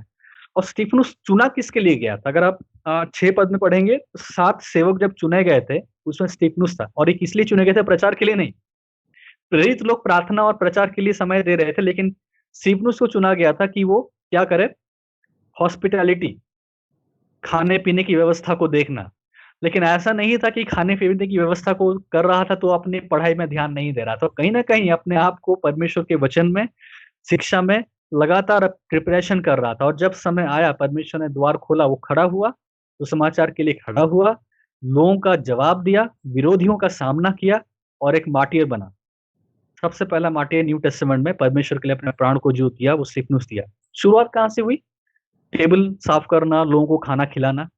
लेकिन उसी बीच वो अपने मुख्य कर्तव्य को नहीं, इसे कहते हैं, अगर आपकी प्रचार करने की इच्छा है, दायित्व क्या दिया गया था? प्रेरितों के द्वारा। प्रेरित लोगों ने बोला, हम प्रार्थना करेंगे, प्रचार करेंगे, लेकिन 7 लोगों को चुनते हैं। जब 7 लोगों को चुनने की बारी है, उसमें भी देखिए 7 लोगों को चुनने के लिए जब वो अ लोग को चुने गए, उसके लिए भी कुछ क्राइटेरिया था। तो वहाँ पे क्राइटेरिया क्या था? दूसरे पद से हम लोग पढ़ते हैं, 6 का 2, प्रेरित 6 उसका 2 पद। तब उन 12 ने चेलों की मंडली को अपने पास बुलाकर कहा, ये ठीक नहीं कि हम परमेश्वर का वचन छोड़कर खिलाने-पिलाने की सेवा में रहें। इसलिए हे भाइयों, अपने में से 7 सुनाम पुरुषों को, जो पवित्र आत्मा और बुद्धि से परिपूर्ण हो, चुन लो, कि हम उन्हें इस काम पर ठहरा दें। तो जो खाने-पीने की व्यवस्था को देखने वाले लोगों को चुना गया, उनका क्राइटेरिया क्या था? जो लोग आत्मा से परिपूर्ण हो और बुद्धि से परिपूर्ण हो। और फिर उसमें से स्तिफनुस भी था। तो वो लगातार अपनी पढ़ाई को कर रहा होगा, अपने आप को इक्विप कर रहा होगा, जैसे भी हो, लेकिन कर रहा होगा, और जब समय आया, वो खड़ा होता है, प्रचार करता है, लोगों का सामना करता है और उस ज़िम्मेदारी को निभाता है, उस बुलाहट को निभाता है और निपुणता से निभाता है। इसका मतलब ये नहीं कि हमें हर एक डिबेट जीतना है, इसका मतलब मैं ये भी नहीं बोल रहा हूँ कि आप कहीं पे खड़े हो के आपको हरा के ही आना है। यही निपुणता है। निपुणता का मतलब ये है कि सामने वाला जो आपको प्रश्न पूछ रहा है, आपके पास एक पर्याप्त जवाब है कि नहीं, वो। अब हुँ। उस पे वो विश्वास कर रहा है, नहीं कर रहा, वो एक अलग चीज़ है। लेकिन क्या आप पर्याप्त तरीके से सामने वाले को जवाब दे पा रहे हैं? और वो तभी पॉसिबल है अगर आप प्रचार के उद्देश्य को समझे हैं और उस उद्देश्य को पूरा करने के लिए परमेश्वर के वचन के साथ प्रेम रखते हैं। संपूर्ण प्रेम, नंबर 1 आपका प्रेम परमेश्वर के वचन के साथ। तब क्या होगा, आप अपनी ज़िम्मेदारी को, एक प्रचारक होने की ज़िम्मेदारी को निपुणता के साथ निभा पाएँगे, प्रचार करने में आप निपुण बनेंगे, सुसमाचार के लिए खड़े हो पाएँगे, विरोधियों को आप जवाब दे पाएँगे, और विरोधियों को आप एक आप जो जवाब देंगे, वो एक पर्याप्त जवाब होगा। वो आधा-अधूरा जवाब नहीं होगा, वो टूटा-फूटा जवाब नहीं होगा, एक पर्याप्त जवाब होगा, और इसी को हम कहते हैं प्रचार करने का जो 3rd पॉइंट आता है, डिस्चार्ज ऑफ ड्यूटी। हम अपनी ज़िम्मेदारी को निभाते हैं। तो क्या जो लोग आज प्रचार करना चाह रहे हैं, वो इस तरीके से प्रचार के बारे में सोचते हैं? ये सवाल उठता है। और जब हम प्रचार करने के बारे में बात करते हैं, ये इसलिए एक बहुत ज़िम्मेदारी है, क्योंकि इसका न्याय भी होगा। ये मत सोचिए कि हम प्रचार करने कर लिए, सब कुछ हो गया। याकूब 3रा अध्याय और उसका पहला पद। जब हम याकूब और तीसरा अध्याय उसका पहला पद पढ़ते हैं, ये सुन के या फिर ये चीज कई लोगों को बहुत अच्छा नहीं लगता है, क्योंकि इसमें थोड़ा सा कठोर बात लिखा है। याकूब लिखता है, हे मेरे भाइयों, तुम में से बहुत उपदेशक न बने, क्योंकि जानते हो क्योंकि जानते हो कि हम उपदेशक और भी दोषी ठहरेंगे। यानी कि जो उपदेशक हैं, जो प्रचारक बनना चाह रहे हैं, प्रचारक है, उनका जो न्याय होगा, जो स्ट्रिक्ट जजमेंट होगा। यहाँ पे फिर से हमें समझना है कि ये सैल्वेशन से जुड़ा हुआ जजमेंट नहीं है। जैसा कल हम लोग देख रहे थे, ये सैल्विफिक कॉन्टेक्स्ट में नहीं कि आपका उद्धार रूपी न्याय हो रहा है, लेकिन जिस कार्य के लिए आपको बुलाया गया या फिर जिस कार्य को प्रभु के लिए कर रहे हैं, उसको कितनी जिम्मेदारी के साथ कर रहे हैं, कितनी निपुणता के साथ कर रहे हैं। और न केवल आप निपुणता के साथ कर रहे हैं, क्या उसके साथ आपका जीवन शैली भी मैच करता है। ये नहीं कि आपका जीवन कुछ, आपका प्रचार कुछ। आप प्रचार तो बड़ा अच्छा अच्छा कर रहे हैं, लेकिन आपका व्यक्तिगत जीवन एकदम विपरीत है। तो उस कॉन्टेक्स्ट में हमें समझना है कि जो लोग उपदेशक बनना चाहते हैं, उन वो और भी दोषी ठहरेंगे, उनका और भी स्ट्रिक्टली जजमेंट होगा, क्योंकि वो लोगों को उपदेश दे रहे हैं। तो जो तीसरा पॉइंट है, बहुत ज़रूरी है कि हम अपने ज़िम्मेदारी को निभाते हैं, और ज़िम्मेदारी को हम लोग निपुणता से निभाते हैं। और जब ज़िम्मेदारी को निपुणता से निभाते हैं, हम ये ना भूलें कि हमारा न्याय भी बहुत तगड़ा होगा। जो लोग शिक्षक बनना चाहते हैं, उपदेशक बनना चाहते हैं, प्रचार कर रहे हैं। और जब हम प्रचार कर रहे हैं, हमें याद रखना है कि हमारी और आपके जीवन का एक ही लक्ष्य होना चाहिए। एक प्रचारक का, एक उपदेशक का, जो व्यक्ति प्रीचिंग करना चाह रहा है, टीचिंग करना चाह रहा है, एक चीज़ को लेके उसको आगे बढ़ना है। उसको ये याद रखना है कि वो परमेश्वर की संपूर्ण व्यवस्था का प्रचार करता है। जैसा कि प्रेरित 20 अध्याय और 27 पद में लिखा है, पौलुस कहता है कि मैं दिन और रात आँसुओं के साथ परमेश्वर की संपूर्ण व्यवस्था का प्रचार तुम लोगों के बीच में किया। जब इफिसियों की मंडली के बीच में वो खड़ा होता है, और जब इफिसियों की मंडली के लोग आते हैं, वहाँ के जो प्राचीन हैं वो लोग आते हैं, और आके वो लोग एक साथ जमा होते हैं, क्योंकि वहाँ से पौलुस रवाना होने वाला था। तो पौलुस अपनी आखिरी स्पीच या फिर फेयरवेल स्पीच उनको देता है। और जब देता है तो एक्ट्स 20 प्रेरित 20 और उसका 27 पद में वो क्या कहता है, क्योंकि मैं परमेश्वर के सारे अभिप्राय को तुम्हें पूरी रीति से बताने से न झिझका। और अगर आप इस 20 अध्याय में पूरा पढ़ेंगे, आप पाएंगे कि पौलुस कहता है कि मैं दिन और रात आंसुओं के साथ तुम्हारे बीच में मैंने प्रचार किया।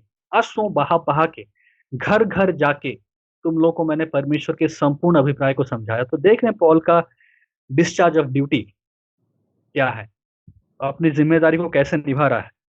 संपूर्ण अभिप्राय को आंसू बहा बहा के हर एक व्यक्ति के साथ घर घर जाके 3 साल तक उसने किया। क्या ये सीरियसनेस है अगर हम प्रचारक बनना चाहते हैं? तभी तो निपुणता से प्रचार करना बहुत जरूरी है। परमेश्वर के संपूर्ण अभिप्राय को प्रचार करना जरूरी है। न केवल परमेश्वर के संपूर्ण अभिप्राय को प्रचार करना जरूरी है, समय और बेसमय तैयार होना भी जरूरी है। जब हम्म। पौलुस तिमुथियुस को लिखता है, दूसरा तिमुथी उसका चौथा अध्याय, तिमुथी का नाम पौलुस की प्रेरित की सॉरी तिमुथियुस को पौलुस की पत्री, उसका उसका चौथा अध्याय और उसका दूसरा पद, वचन का प्रचार कर समय और असमय तैयार रहे। क्या हम तैयार रहते हैं? कई बार हम सुनते हैं जवानों को कि ठंड हो रहा है तो आज हम चर्च नहीं आ पाएंगे, गर्मी लग रहा है, बारिश हो रही है, जाड़ा हो रहा है। तो ये बहाना वो बहाना। तो समय और असमय तैयार होना। तो प्रचारक इस बात से कभी पीछे नहीं हट सकता। अगर आपको पॉपुलैरिटी चाहिए, बहुत अच्छी बात है, ठीक है, आपको सम्मान मिलेगा, आपको फेमस होना है, ठीक है, फेमस बनिए, कोई बात नहीं, कौन आपको रोक रहा है, फेमस बनिए। आपको प्रचार करना है, ठीक है, प्रचार कीजिए। आपने सीखा परमेश्वर से बताना को, ठीक है, बताइए। लेकिन क्या आप समय और असमय भी तैयार हैं, या आपको केवल एक कंफर्टेबल जोन में ही प्रचार करना पसंद है? आपका आपके हिसाब से जो समय ठीक है, सब कुछ अपने हिसाब से, आपके समय से, लेकिन क्या असमय हम तैयार होते हैं? अक्सर देखा होता है कि असमय हम तैयार, लोग तैयार नहीं होते। तो एक प्रचारक को समय असमय तैयार होना चाहिए। क्यों? क्योंकि उसको एक दौड़ पूरी करनी है। पौलुस लिखता है इसी में 7वें पद में, दूसरा तिमोथी 4 अध्याय और 7वां पद, मैं अच्छी कुश्ती लड़ चुका हूं, मैंने अपनी दौड़ को पूरी कर ली है, मैंने विश्वास की रखवाली की है। भविष्य में मेरे लिए धर्म का वो मुकुट रखा हुआ है, जिसे प्रभु जो धर्मी और न्यायी है मुझे उस दिन देगा, और मुझे ही नहीं वरन उन सबको भी देगा जो उसके प्रकट होने को प्रिय जानते हैं। तो पौलुस अपनी जिम्मेदारी को कैसे पूरा किया? निपुणता के साथ, आंसू बहा बहा के, दिन और रात मेहनत करके, समय असमय तैयार होके, और एक दौड़ को दौड़ के पूरी की। और एक प्रचारक होने के नाते क्या हम भी ये पैमाना अपने जीवन में बना पाते हैं, या हमें केवल एक कंफर्टेबल जोन चाहिए जहाँ पे हम प्रचार कर लें, थोड़ी सी वाहवाही हो जाए, नाम आ जाए, लोग हमारे वीडियो को लाइक कर दें, 50-100 शेयर मिल जाए, हम उसी में खुश हो जाते हैं। तो आजकल जो खुश होने का क्राइटेरिया वो है कि मेरे वीडियो में कितना लाइक मिला, कितना शेयर हुआ, उसी में उसी में लोग सैटिस्फैक्शन ढूंढने की कोशिश करते हैं। और बहुत दुख की बात है कि प्रचार को सीमित कर दिया गया है, प्रचार करने की जिम्मेदारी को लोगों ने सीमित कर दिया है। ना तो इसमें कोई दर्द है, ना इस जिम्मेदारी में कोई निपुणता है, न इस जिम्मेदारी में समय और बेसमय तैयार होने की एक भूख और प्यास है, और ना उस विश्वास की दौड़ में दौड़ने की एक प्रयास है। सब कुछ एक दिखावा है, सब कुछ अपने स्वार्थ से जोड़ के लोगों ने रख दिया है। तो हमें सोचना है इस बात को। नेक्स्ट पॉइंट बहुत ही इंपॉर्टेंट पॉइंट है। तो याद रखें, सबसे पहले द एम ऑफ प्रीचिंग, अगर आप प्रचार करना चाहते हैं आपका लक्ष्य क्या है। दूसरा है, अगर आप प्रचार करना चाहते हैं तो क्या आप परमेश्वर के वचन से संपूर्ण प्रेम करते हैं, सोने चांदी से भी ज्यादा, मधु से भी मीठा। तीसरा, जब आप प्रचार करना चाहते हैं तो आपके अंदर क्या प्रचार करने को लेके एक जिम्मेदारी को आप समझ पाते हैं कि आपको निपुणता के साथ प्रचार करना है? क्या आप समझ पाते हैं कि आपको समय बेसमय तैयार रहना है? क्या आपको ये चीज का अंदाजा है कि आपको सुसमाचार के लिए खड़ा होना है, लोगों को जवाब देना है, पर्याप्त जवाब देना है, एक कुश्ती को लड़ना है? एक दो तीन हो गया। चौथा, हमारा एटीट्यूड। जब ये सब कर रहे हैं तो हमारा सीखने में हमारा हमारा सोच कैसा है, किस मन भावना के साथ हम सीखते हैं। He who desires to preach must study the scriptures diligently. जो प्रचार करने की इच्छा रखता है वो बहुत ही मेहनत के साथ परमेश्वर के वचन को सीखने की इच्छा रखे, प्रयास करे। क्यों? दूसरा तिमोथी दूसरा अध्याय 15 पद, दूसरा तिमोथी दूसरा अध्याय 15 पद, अपने आप को परमेश्वर का ग्रहण योग्य और ऐसा काम करने वाला ठहराने का प्रयत्न कर जो लज्जित होने न पाए, और जो सत्य के वचन को ठीक रीति से काम में लाता हो।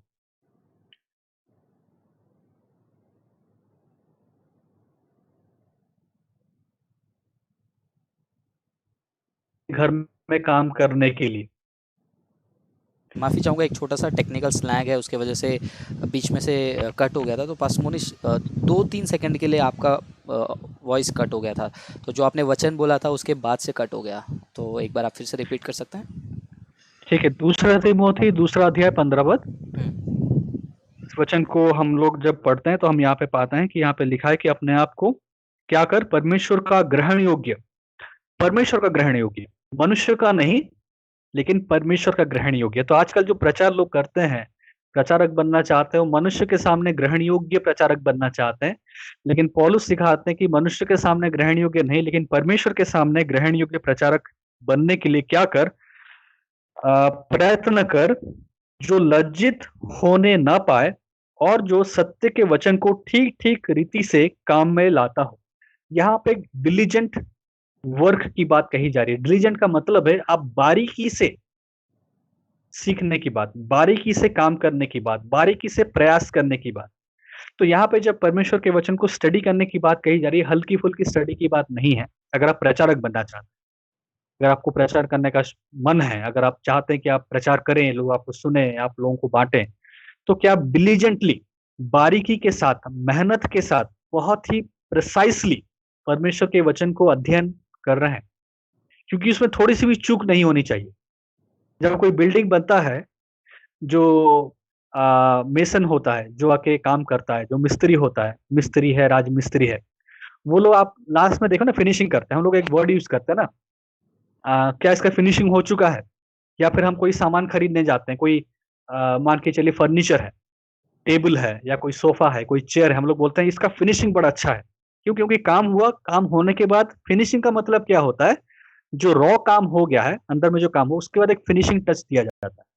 जहाँ पे थोड़ी-सी भी चूक या भूल को वो लोग ठीक कर देते हैं, ताकि जब कस्टमर आए, उस फर्नीचर को देखे या सामान को देखे, वो दिखने में बहुत ही बढ़िया हो। तो क्या होता है, एकदम फिनिशिंग टच देते हैं, छोटी से छोटी भूल, बारीक से बारीक चीज़ों को बहुत ध्यान देते हैं और उसको ठीक कर देते हैं। तो उसी बारीकी के साथ परमेश्वर के वचन का अध्ययन करना, ताकि हम परमेश्वर के सामने ग्रहण योग्य काम करने वाला बन पाएँ, अपने आप को परमेश्वर का ग्रहण योग्य और ऐसा काम करने वाला ठहराने का प्रयत्न कर, जो लज्जित ना हो पाए और जो सत्य के वचन को ठीक-ठीक रीति से काम में लाना जानता हो। प्रिय। तो हम लेज़ी प्रीचर्स नहीं बन सकते, हम कैजुअल प्रीचर्स नहीं बन सकते, हम कॉपी पेस्ट वाले प्रीचर भी नहीं बन सकते। हमें क्या करना पड़ेगा? हमें डिलिजेंटली, प्रिसाइज़ली मेहनत करना पड़ेगा। तो प्रीचिंग का एम क्या है? वो हमें जानना है। परमेश्वर के प्रति क्या हमारा वो वचन के प्रति क्या हमारा प्रेम है, वो हमें परखना है। क्या हम अपनी ज़िम्मेदारी को डिस्चार्ज कर रहे हैं, वो हमें देखना है। निपुणता के साथ कर रहे हैं, वो हमें देखना है। जब हम परमेश्वर के वचन को सीखते हैं, क्या हम डिलिजेंटली सीखते हैं, प्रिसाइज़ली सीखते हैं, उसको हमें करना है। 5वां बहुत इम्पोर्टेंट है, जो व्यक्तिगत जीवन है वो बहुत ज़रूरी है। इसी दूसरे तिमोथी में दूसरा अध्याय का 20 से लेके 22 पद।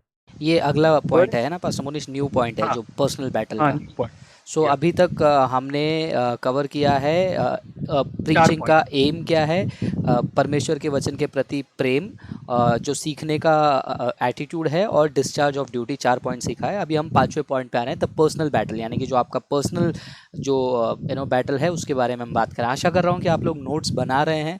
अगर नहीं बना रहे तो मैं रिक्वेस्ट करूँगा कि प्लीज़ नोट्स बनाइए और इसको और गहराई से आप स्टडी कीजिए। यस पास मोनिश। तो पर्सनल बैटल का मतलब है कि आपके व्यक्तिगत जीवन में पवित्रता। और दूसरा तिमोथी, दूसरा अध्याय 20 से लेके 22 पद। बड़े घर में न केवल सोने चांदी ही के, पर काठ और मिट्टी के बर्तन भी होते हैं। कोई कोई आदर और कोई कोई आदर के लिए और कोई कोई अनादर के लिए। यदि कोई अपने आप को इनसे शुद्ध करेगा, तो वो आदर का बर्तन और पवित्र ठहरेगा और स्वामी के काम आएगा और हर भले काम के लिए तैयार होगा। तो ये बहुत ही एक ज़रूरी पॉइंट है या क्राइटेरिया है, अगर आप प्रचारक बनना चाहते हैं, सेवकाई करना चाहते हैं, शिक्षक बनना चाहते हैं। The preacher must be A sanctified vessel.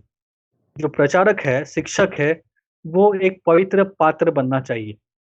जैसा कि यहाँ पे लिखा है, एक आदर का बर्तन या आदर का पात्र बनना चाहिए। क्योंकि अगर हमारे अंदर एक लगातार पवित्रता में बढ़ने की इच्छा नहीं है, अपने व्यक्तिगत जीवन में एक लगातार शुद्धिकरण में बढ़ने की इच्छा नहीं है, तो फिर परमेश्वर हमें इस्तेमाल नहीं कर सकता।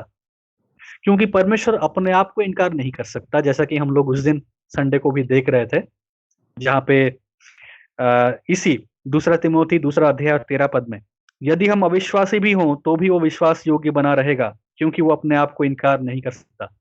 क्योंकि परमेश्वर अपने चरित्र को संपूर्ण रूप से हर वक़्त प्रस्तुत करता है। वो आपको और मुझे इस्तेमाल करने के लिए पवित्रता के क्राइटेरिया को वो नेग्लेक्ट नहीं कर सकता। परमेश्वर ये नहीं कहेगा कि इस व्यक्ति के अंदर बहुत अच्छा पोटेंशियल है, ये एक बहुत बहुत अच्छा स्पीकर बन सकता है, ये बहुत अच्छा टैलेंटेड प्रचारक बन सकता है, लेकिन इसके अंदर पवित्रता नहीं है। कोई बात नहीं, चलेगा, कुछ को एडजस्ट करना पड़ेगा ना। तो अगर ये मेरे राज्य के लिए बहुत अच्छा प्रचारक कर लेगा, बहुत अच्छा प्रचार कर सकता है, इसमें बहुत अच्छा मतलब पब्लिक प्रेजेंटेशन में बहुत अच्छा है, लोगों के सामने खड़ा होकर बोल सकता है, ये सब बहुत बढ़िया-बढ़िया क्राइटेरिया है। लेकिन व्यक्तिगत जीवन में इसकी पवित्रता में प्रॉब्लम है। तो परमेश्वर उस चीज़ को नज़रअंदाज नहीं कर सकता। परमेश्वर नहीं कहेगा कि चलो कोई बात नहीं, हर एक व्यक्ति में कुछ ना कुछ समस्या तो होती है। ये व्यक्ति भैया इसमें तो थोड़ा प्रॉब्लम है कि ये अपने पर्सनल लाइफ में पवित्रता को सीरियसली नहीं लेता है। कोई बात नहीं, लेकिन बाकी गुण तो इसमें बहुत अच्छे हैं ना, तो इसको मैं यूज़ करूँगा, ऐसा नहीं हो सकता। परमेश्वर अपने आप को इनकार नहीं कर सकता, क्योंकि परमेश्वर खुद पवित्र है और वो आज्ञा हमें देता है कि तुम भी पवित्र बनो। तो अगर हमारे जीवन में बाकी और क्राइटेरिया बहुत बढ़िया है, हम बहुत स्टेज में खड़ा होके बोल सकते हैं, हमारा स्पीच बहुत अच्छा है, हमारा पर्सनल टॉक बहुत अच्छा है और लोगों के साथ हम बहुत अच्छे से बात कर ले रहे हैं, लेकिन हमारा व्यक्तिगत जीवन में हम अपवित्र हैं और उसमें हम उस चीज़ को हम सुधार नहीं रहे हैं, तो फिर परमेश्वर हमें यूज़ नहीं करेगा। तो परमेश्वर केवल एक पवित्र बर्तन को ही यूज़ कर सकता है, क्योंकि पवित्रता परमेश्वर का गुण है और परमेश्वर वही गुण हमें भी आज्ञा देता है कि हम अपने अंदर लाएँ। और अगर हम उस गुण को नहीं लाते हैं, तो भले ही हमारे पास बाकी कितने अच्छे गुण हों, हम हो सकता है बाइबल को मेमोराइज़ भी कर देते हों, रट लिए हों, लेकिन और बाइबल कॉलेज में जाके हम गोल्ड मेडल भी जीत चुके हों, है ना? जैसे थियोलॉजिकल डिग्री की बात हो रही थी। बाइबल कॉलेज में जाके हमने बीटीएच कर लिया, एमटीएच कर लिया, गोल्ड मेडलिस्ट बन गए, लेकिन परमेश्वर हमें इस्तेमाल नहीं कर सकता, क्योंकि हमने उस गुण को नज़रअंदाज कर दिया जो एक बहुत इम्पोर्टेंट गुण है। तो परमेश्वर उन हर एक चीज़ों को हमारे जीवन में देखना चाहता है।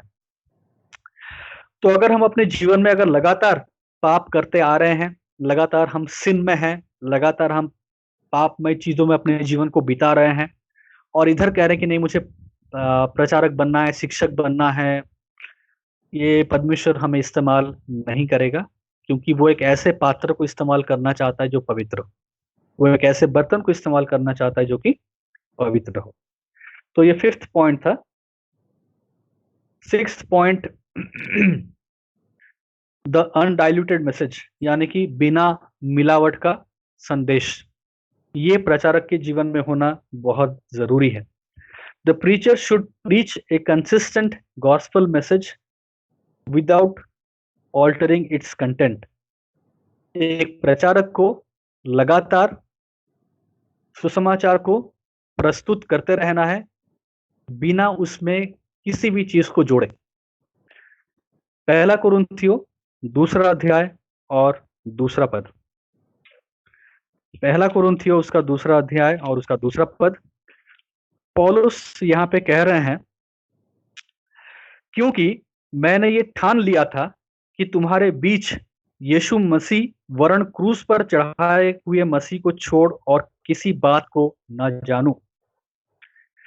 सबसे बड़ा जो अट्रैक्शन या डिस्ट्रैक्शन आप कह सकते हैं आज प्रचारकों के लिए है, सेवक करने वालों के लिए है, कि वो सुसमाचार को एक ऐसे रूप में प्रस्तुत करें जो कि जो लोगों को आकर्षित करे। लोगों को वो एक सुसमाचार देना चाहते हैं, लेकिन सुसमाचार को एक ऐसे रूप में देना चाहते हैं जिसके द्वारा लोग सुसमाचार के प्रति आकर्षित हो जाए। तो वो लोग क्या करते हैं, सुसमाचार में फेर-बदल करते हैं, सुसमाचार को बदलते हैं, सुसमाचार में बदलाव को लाते हैं, क्योंकि उनको लगता है कि अगर हम सुसमाचार को प्रेज़ेंट नहीं करेंगे एक यूनिक तरीके से, एक स्पेशल तरीके से, तो लोग अट्रैक्ट कैसे होंगे? तो सुसमाचार को अट्रैक्टिव बनाने के लिए वो लोग सुसमाचार के साथ छेड़खानी करने लग जाते हैं, क्योंकि उनको लगता है कि सुसमाचार अपने आप में कमज़ोर है। अगर हम पौलुस की बात कहें, पौलुस एक ऐसे समय का व्यक्ति था और ऐसे लोगों के बीच में काम करता था, जो बहुत ज्ञानवान लोग थे। वो यहूदियों के बीच में काम करता था, वो यूनानियों के बीच में काम करता था। इसलिए वो कहता है कि जो यहूदी हैं, वो लोग चिन्ह की माँग करते हैं और जो यूनानी हैं, वो ज्ञान की खोज करते हैं। लेकिन फिर भी वो क्या कर रहा है, उनके डिमांड के अनुसार सुसमाचार को प्रस्तुत नहीं कर रहा है। यहूदी लोग बोल रहे हैं कि हमें चिन्ह दिखाओ, हमें चमत्कार दिखाओ। यूनानी लोग बोल रहे हैं कि हमें हमसे ज्ञान की बातें करो। लेकिन पौलुस कह रहा है कि मैंने एक बात ठान लिया कि भले ही लोग कितना डिमांड कर रहे हैं, लोगों के डिमांड कैसे हो, लोग चाहे सुनना कुछ चाह रहे हैं, उनकी माँग कैसी भी हो, मैं उनके सामने नहीं झुकूँगा। मैं सुसमाचार को नहीं बदलूँगा। मैं केवल एक ही चीज़ का प्रचार करूँगा और वो है मसीही, और वो मसीह जो क्रूस पे चढ़ाया गया है। मैं केवल लोगों के बीच में मसीह मैंने ये ठान लिया है। वो कहता मैंने ठान लिया, क्योंकि मैंने ये ठान लिया कि तुम्हारे बीच यीशु मसीह वरन क्रूस पे चढ़ाए हुए मसीह को छोड़ और किसी बात का प्रचार नहीं करूंगा। और आज भी हम देखते हैं प्रियो कि हमारे बीच में बहुत सारा चीज़ है जो हमको लगता है कि हाँ, अगर हम गॉस्पेल को ऐसे प्रस्तुत करें तो बड़ा अच्छा होगा। तो गॉस्पेल को हम लोग क्या कर रहे हैं? कॉन्टेक्स्चुअलाइज़ कर रहे हैं। गॉस्पेल में बहुत बदलाव ला रहे हैं। गॉस्पेल को अट्रैक्टिव बनाने की कोशिश कर रहे हैं, ताकि हमें लगता है कि इसके द्वारा लोग आकर्षित होंगे। लेकिन हम इसमें भूल जाते हैं कि सुसमाचार अपने आप में ही इतनी सामर्थ रखता है कि वो लोगों को बचा सकता है। सुसमाचार को बाहरी रूप से सामर्थ की आवश्यकता नहीं है। सुसमाचार खुद एक सामर्थ है। और सुसमाचार अपने आप में ही सामर्थ है। हाँ, और ये क्लियरली हम देख पा रहे हैं, जैसे कि लास्ट संडे को भी हमने मुक्ति मार्ग नाम के कल्ट को एक्सपोज किया, और काफ़ी सारे लोग हैं जैसे प्रचारक हैं, विकास मसीह जैसे प्रचारक हैं, जो वेद में से यीशु को ढूंढने की कोशिश करते हैं, जो रियल जो मैसेज है, रियल जो सच्चा गॉस्पल है, उसको डाइल्यूट कर देते हैं, जैसे पास्टर मोनिश ने कहा, ताकि उन लोगों को अट्रैक्ट करे। और मुक्ति मार्ग को फॉलो करने वाले लोगों का भी क्या कंटेंशन है, क्या आर्ग्यूमेंट है, अरे इस तरीके से उनको समझ में आएगा और उनको अट्रैक्टिव लगेगा। तो लोगों को आकर्षित करने के लिए जो है गॉस्पल को ही चेंज कर देते हैं, और ये एक प्रचारक की शोभा बिल्कुल नहीं है, जैसे पास्टर मोनिश एक्सप्लेन करा। सो जस्ट मैं ये ऐड करना चाहता था पॉइंट को और रेलेवेंट बनाने के लिए। और हम ये भूल जाते हैं कि परमेश्वर की बुद्धि हमसे ज़्यादा है। तो जब हम चेंज कर रहे हैं, सुसमाचार को हम एडिट कर रहे हैं, उसमें हम बदलाव ला रहे हैं, उसको हम अट्रैक्टिव बना रहे हैं, लोगों के उसको आकर्षित बना रहे हैं। तो मुझे कई बार लगता है कि क्या जब यीशु मसीह ने सुसमाचार प्रचार किया, या फिर यीशु मसीह ने जब ये सुसमाचार दिया और पौलुस जब प्रचार प्रचार कर रहे थे और जब उनके द्वारा परमेश्वर ने लिखा, तो क्या परमेश्वर को मालूम नहीं था कि सन 2020 में क्या होने वाला है? वो तो सर्वज्ञानी परमेश्वर है, वो आदि और अंत है। उसको मालूम था कि उस समय में क्या कंडीशन है, क्या कॉन्टेक्स्ट है। परमेश्वर को मालूम था कि आज क्या कॉन्टेक्स्ट है, और परमेश्वर को मालूम है कि आज से 100 साल बाद भी क्या कॉन्टेक्स्ट होगा। लेकिन परमेश्वर ने एक ही सुसमाचार दिया, क्योंकि वो सुसमाचार में सामर्थ्य है। वो सुसमाचार कॉन्टेक्स्ट के ऊपर डिपेंड नहीं है। वो सुसमाचार अपने आप में ही एक सामर्थ्य लेके जाता है, क्योंकि सुसमाचार का जो वस्तु है, सुसमाचार का जो ऑब्जेक्ट है, वो खुद यीशु मसीह है। और जहाँ पे यीशु मसीह है, वहाँ पे वो सामर्थ्य ही बन अपने आप में सामर्थ कैरी करता है, क्योंकि सुसमाचार यीशु मसीह के बारे में है। सुसमाचार यीशु मसीह का संदेश है, और यीशु मसीह अपने आप में वो सामर्थ रखता है, जो कि लोग, मनुष्य, कॉन्टेक्स्ट, प्रधानताएं, अधिकारी, सबके ऊपर वो शिरोमणि है। तो जब हम सुसमाचार को बदलने की बात करते हैं, हम परमेश्वर के ज्ञान के ऊपर भी सवाल खड़ा कर देते हैं, और ऐसा लगता है कि मानो हम शायद बहुत ज़्यादा बुद्धिमान हैं, और हमने अपने स्कीम को लगाया, हमने बुद्धि को लगाया, और हम अपने आप को शाबाशी देते हैं कि अरे देखो, मैंने कितना बढ़िया प्लान कर दिया और सुसमाचार को कितना बढ़िया से मैं प्रचार कर रहा हूँ। हम मूर्ख हैं अगर हम ऐसा कर रहे हैं। अव्वल दर्जे के मूर्ख हैं, नंबर 1। मतलब मूर्खों में अगर श्रेणी में अगर गिना जाए तो हम ही सबसे बड़े मूर्ख होंगे, अगर हम ये सोचते हैं कि सुसमाचार को बदल के अट्रैक्टिव बना के हम प्रस्तुत करके लोगों को प्रभु में लेके आएँगे। ये सबसे बड़ी मूर्खता है। सुसमाचार को सुसमाचार रहने दीजिए, क्योंकि सुसमाचार अपने आप में ही सामर्थ्य लेके जाता है। पौलुस ने भी वैसे ही प्रचार किया, और हमारे लिए पौलुस खुद एक नमूना है। हम भी वैसे ही प्रचार करें। कुछ एक तो दो उसके पॉइंट ऐड बाद करना चाहूँगा इसमें, कि जी, ये स्ट्रॉन्ग मैसेज है उन सारे जवानों के लिए और उन सारे पास्टर्स के लिए, उन कलीसियाओं के लिए, जो कि गॉस्पल को जो है अपने तरीके से अट्रैक्टिव मत बनाए। जैसे कि एक चर्च के बारे में मैं जानता हूँ, वहाँ पर जाने को मौका नहीं मिला, लेकिन मैं बहुत कोशिश कर रहा हूँ वहाँ पर जाने का। साल में एक बार वहाँ पर इनका यूथ मीटिंग होता है, उड़ान है यूथ मीटिंग का, जिसमें सारे जवानों को बुलाते हैं और बोलते हैं कि चलो ये गैदरिंग है, और वहाँ पर मूवी के सॉन्ग्स गाए जाते हैं। कुछ लोग रैप वगैरह करके गॉस्पल शेयर करने की कोशिश करते हैं, कुछ लोग शायरी वगैरह करते हैं।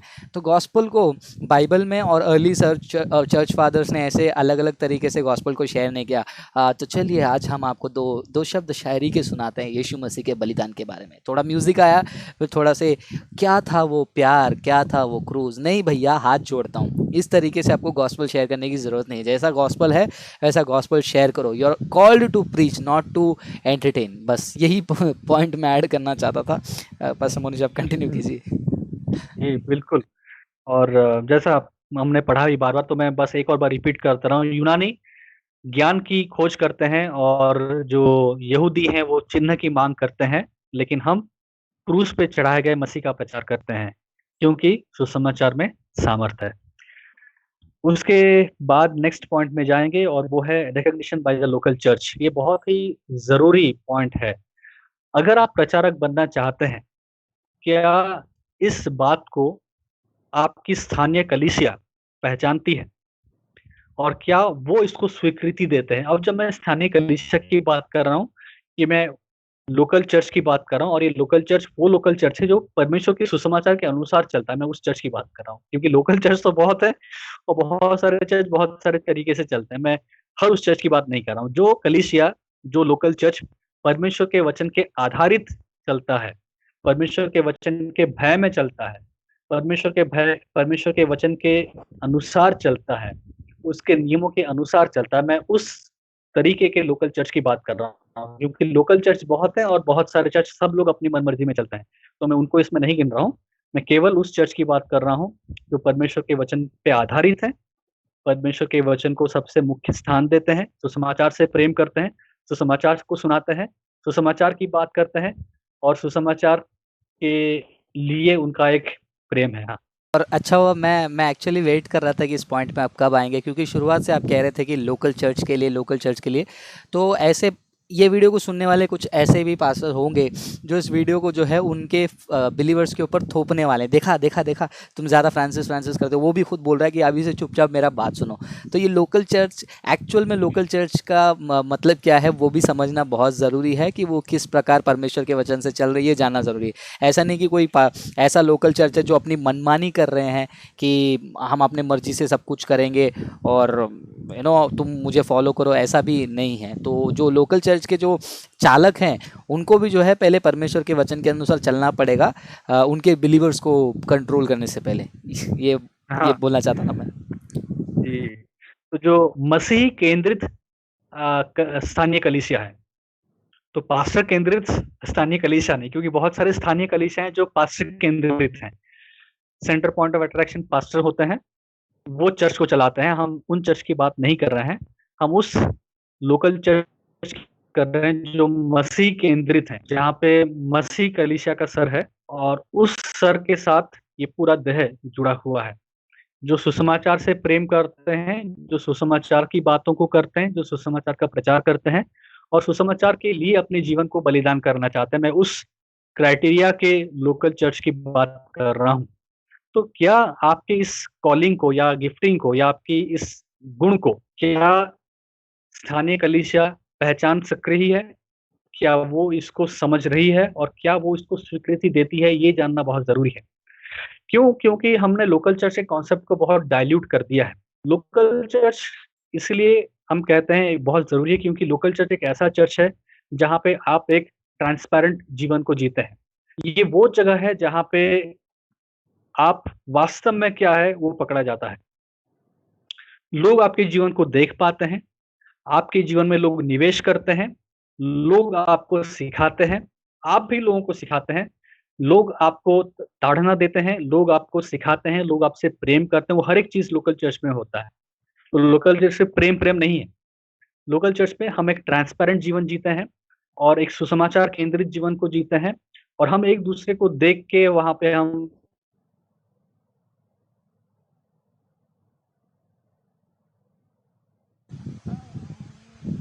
हैं, दूसरों को रिब्यूक करते हैं, उनको ताड़ना देते हैं, क्योंकि यही लोकल चर्च है, हम्म। जिसके द्वारा हम मसीह के चरित्र में बदलते जाते हैं। ये सब इसलिए क्यों होता है लोकल चर्च में? ताकि हम मसीह के चरित्र में बढ़े। तो यहाँ पे कंट्रोल करने की बात नहीं है, किसी को नीचा दिखाने की बात नहीं है। तो जैसा दूसरा तिमोथी और उसका तीसरा अध्याय 16-17 पद में पढ़ते हैं कि परमेश्वर का संपूर्ण पवित्र शास्त्र परमेश्वर के वचन की प्रेरणा से लिखा गया है, और ये किस लिए है? ताकि ये उपदेश समझाने, सुधारने और धार्मिकता की शिक्षा के लिए लाभदायक है। तो स्थानीय कलीसिया में जो प्रचार होता है उसके द्वारा सुधार होता है, उसके द्वारा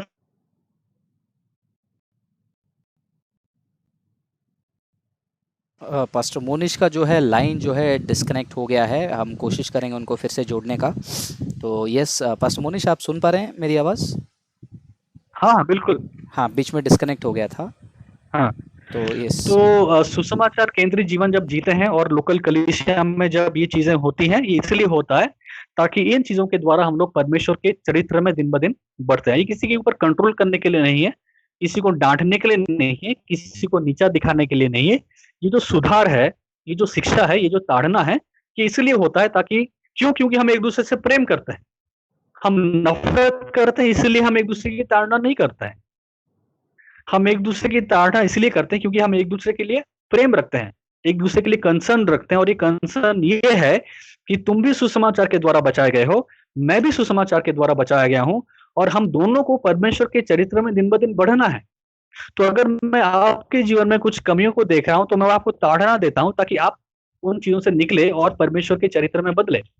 अगर मैं आपके जीवन में अच्छी बातों को देखता हूं तो मैं आपको एनकरेज करता हूं, मैं आपको मोटिवेट करता हूं।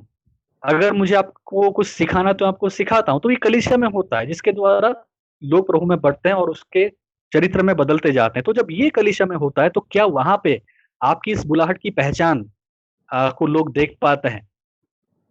क्योंकि चर्च वो जगह है जहां पे ये चीजें दिखनी चाहिए। मैं अपने आप डिसाइड नहीं कर सकता कि मैं प्रचारक बनूंगा, ये मैं नहीं कर सकता। मेरी इच्छा हो सकती है, बिल्कुल मेरी इच्छा हो सकती है कि मैं प्रचारक बनूं। अच्छी बात है, ठीक है, मेरी इच्छा है मैं प्रचारक बनूं। लेकिन अगर मैं प्रचारक बनना चाहता हूं, शिक्षक बनना चाहता हूं, तो क्या मेरे चर्च के लोग, जो कि सुसमाचार केंद्रित कलीसिया है, क्या वो मेरी इस इच्छा को, मेरी इस बुलाहट को, मेरे इस दान और वरदान को, क्या वो लोग देख पा रहे हैं? क्या मेरे जीवन में वो पारदर्शिता है जिसके द्वारा ये गुण उनके सामने दिखाई देता है? ये बहुत जरूरी है। कैसे दिखाई देगा लोकल चर्च में? जब आपके और मेरे जीवन के द्वारा, व्यवहार के द्वारा, और जब मुझे शिक्षा देने का मौका मिलता है, अगर मुझे कहीं पे प्रचार करने का मौका मिलता है, अगर मुझे किसी को जब एनकरेज करने का मौका मिलता है, क्या वहां पे ये देखा जाता है कि मेरे एनकरेजमेंट के द्वारा, मेरी शिक्षा के द्वारा, मेरे प्रचार के द्वारा कलीसिया उन्नति प्राप्त कर रही है? क्या ऐसी बातें हो रही है? जब मैं लोगों से बातें करता हूँ, प्रचार करता हूँ, तो क्या ये देखा जा पा रहा है कि मैं कलीसिया को एक यूनिटी में लेके आ पा रहा हूँ?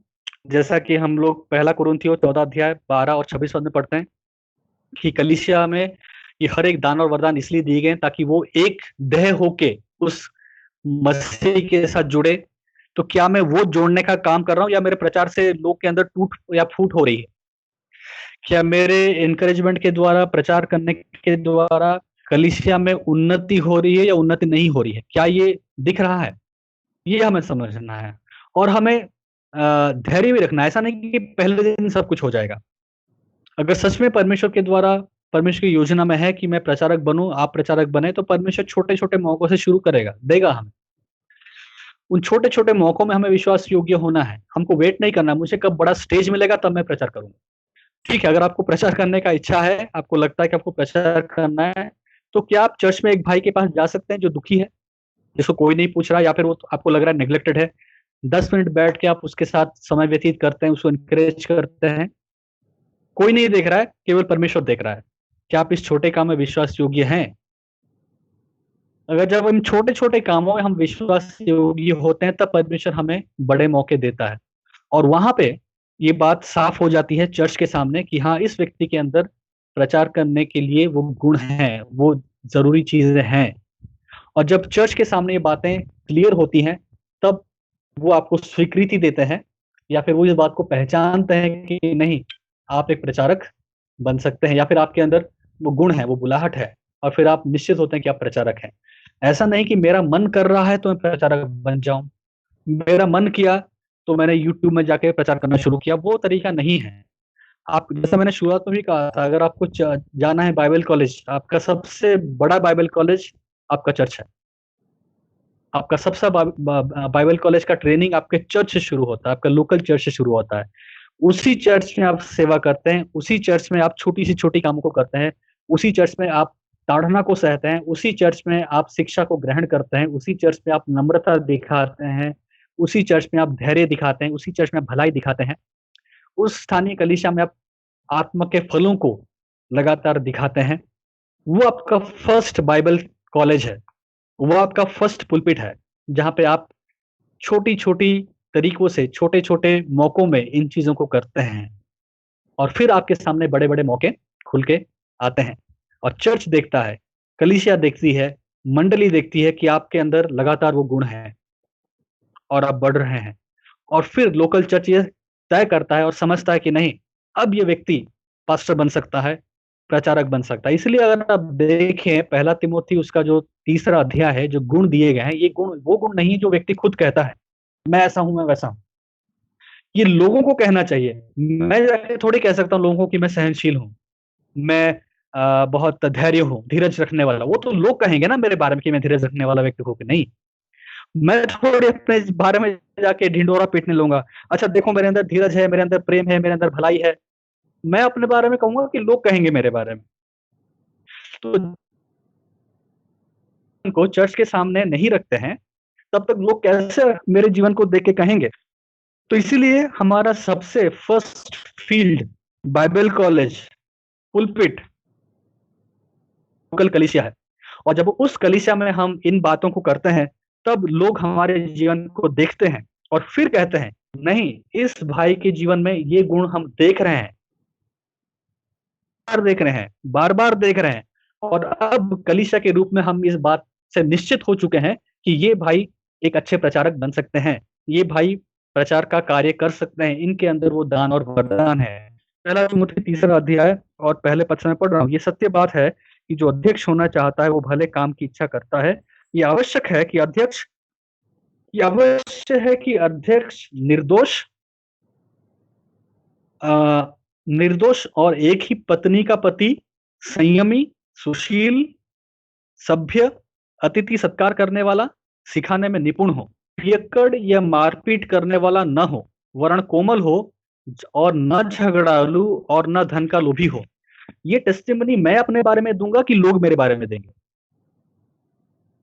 मैं जाके ढिंडोरा पीटूंगा कि ये चीजें मेरे अंदर है, या लोग मेरे बारे में कहेंगे कि नहीं, हम इस व्यक्ति को लगातार कुछ समय से देख रहे हैं, कुछ महीनों से देख रहे हैं और ये जो गुण दिए गए हैं ना, ये गुण इनके अंदर दिख रहे हैं। ये लोगों को कहना चाहिए। मैं अपने बारे में डिसाइड नहीं कर सकता कि मैं प्रचारक बन सकूंगा या नहीं। मैं अपने बारे में थोप नहीं सकता लोगों के ऊपर। मैं प्रचारक हूँ, तुम्हें मुझे एक्सेप्ट करना ही पड़ेगा, मैं प्रचारक हूँ। मुझे परमेश्वर ने बुलाया, मैंने दर्शन देखा।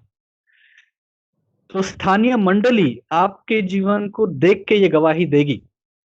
स्थानीय मंडली आपके जीवन को जांचेगी और आपके जीवन के बारे में बातें कहेंगी और फिर ये साबित होगा कि अच्छा, आप एक प्रचारक हैं, आप प्रचार करने के लिए निपुण हैं और तब आप कह सकते हैं कि हाँ, मैं प्रचार कर रहा हूँ। तो स्थानीय मंडली का रोल बहुत इम्पोर्टेंट है, जिसको आज लोग बहुत नेग्लेक्ट करते हैं और मिस आउट करते हैं। राइट। लेकिन जैसा मैंने कहा, स्थानीय मंडली हर एक स्थानीय मंडली नहीं है। वो स्थानीय मंडली जो परमेश्वर के वचन पे आधारित हो, मसीह केंद्रित हो और सुसमाचार से प्रेम रखती हो। लास्ट पॉइंट में जाएंगे, उससे तो पहले अगर आप कुछ कहना हाँ, चाहें। उससे पहले मैं यही कहना चाहूँगा, जैसे पास्टर मोनिश ने अभी एक पॉइंट को ऐड किया कि हो सकता है कि आप ऐसे कुछ कलीसिया में हो, लोकल चर्च में हो, जहाँ पर वो वचन केंद्रित ना हो, वो अपनी मनमानी करने वाले हों।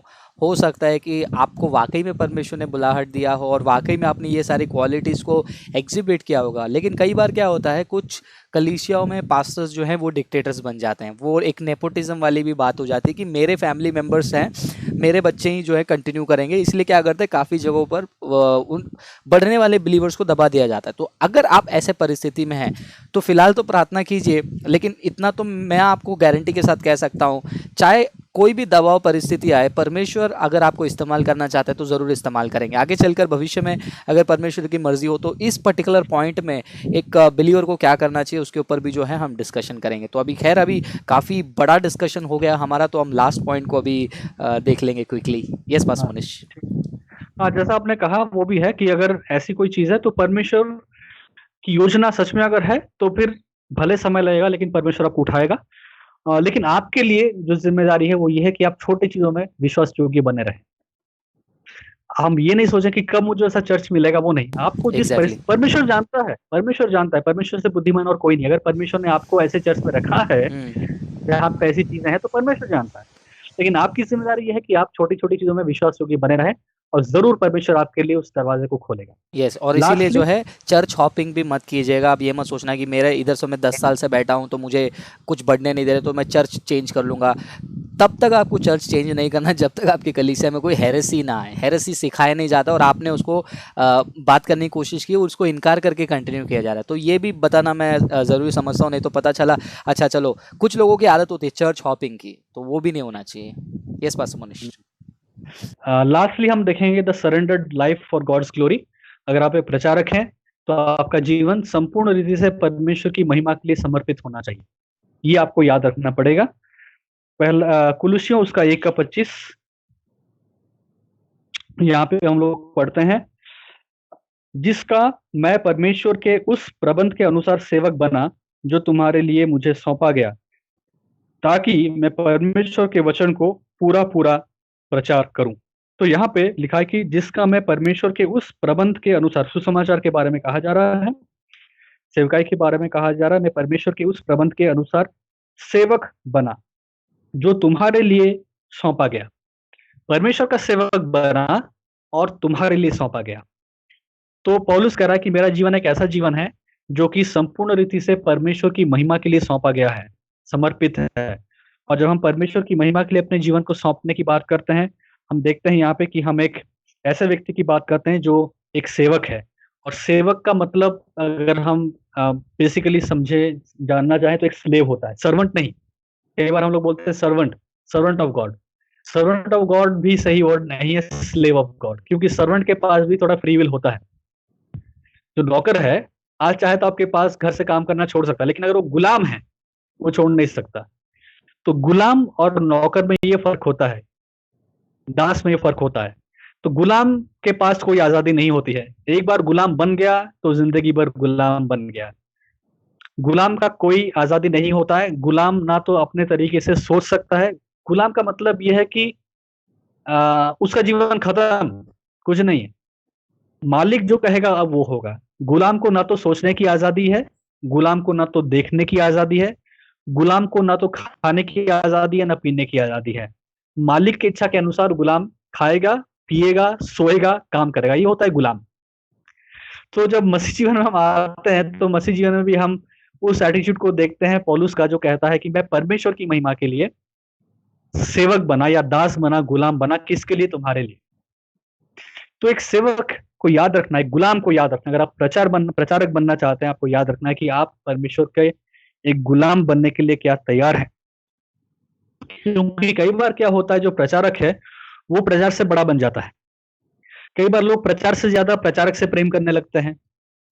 कई बार लोग प्रचार से ज्यादा प्रचार से उम्मीद रखने लगते हैं। उनका आशा संदेश पे नहीं, लेकिन संदेश देने वाले पे हो जाता है।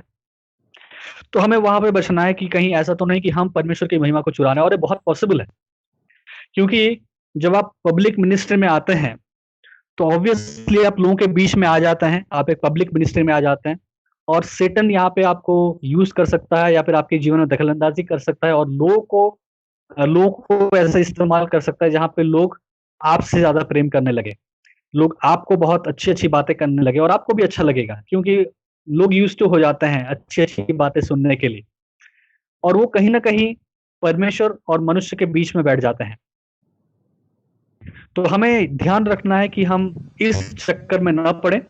अगर आप एक प्रचारक हैं, आपको याद रखना है कि आप एक गुलाम हैं। आपका काम है आना, प्रचार करना, रास्ते से हट जाना।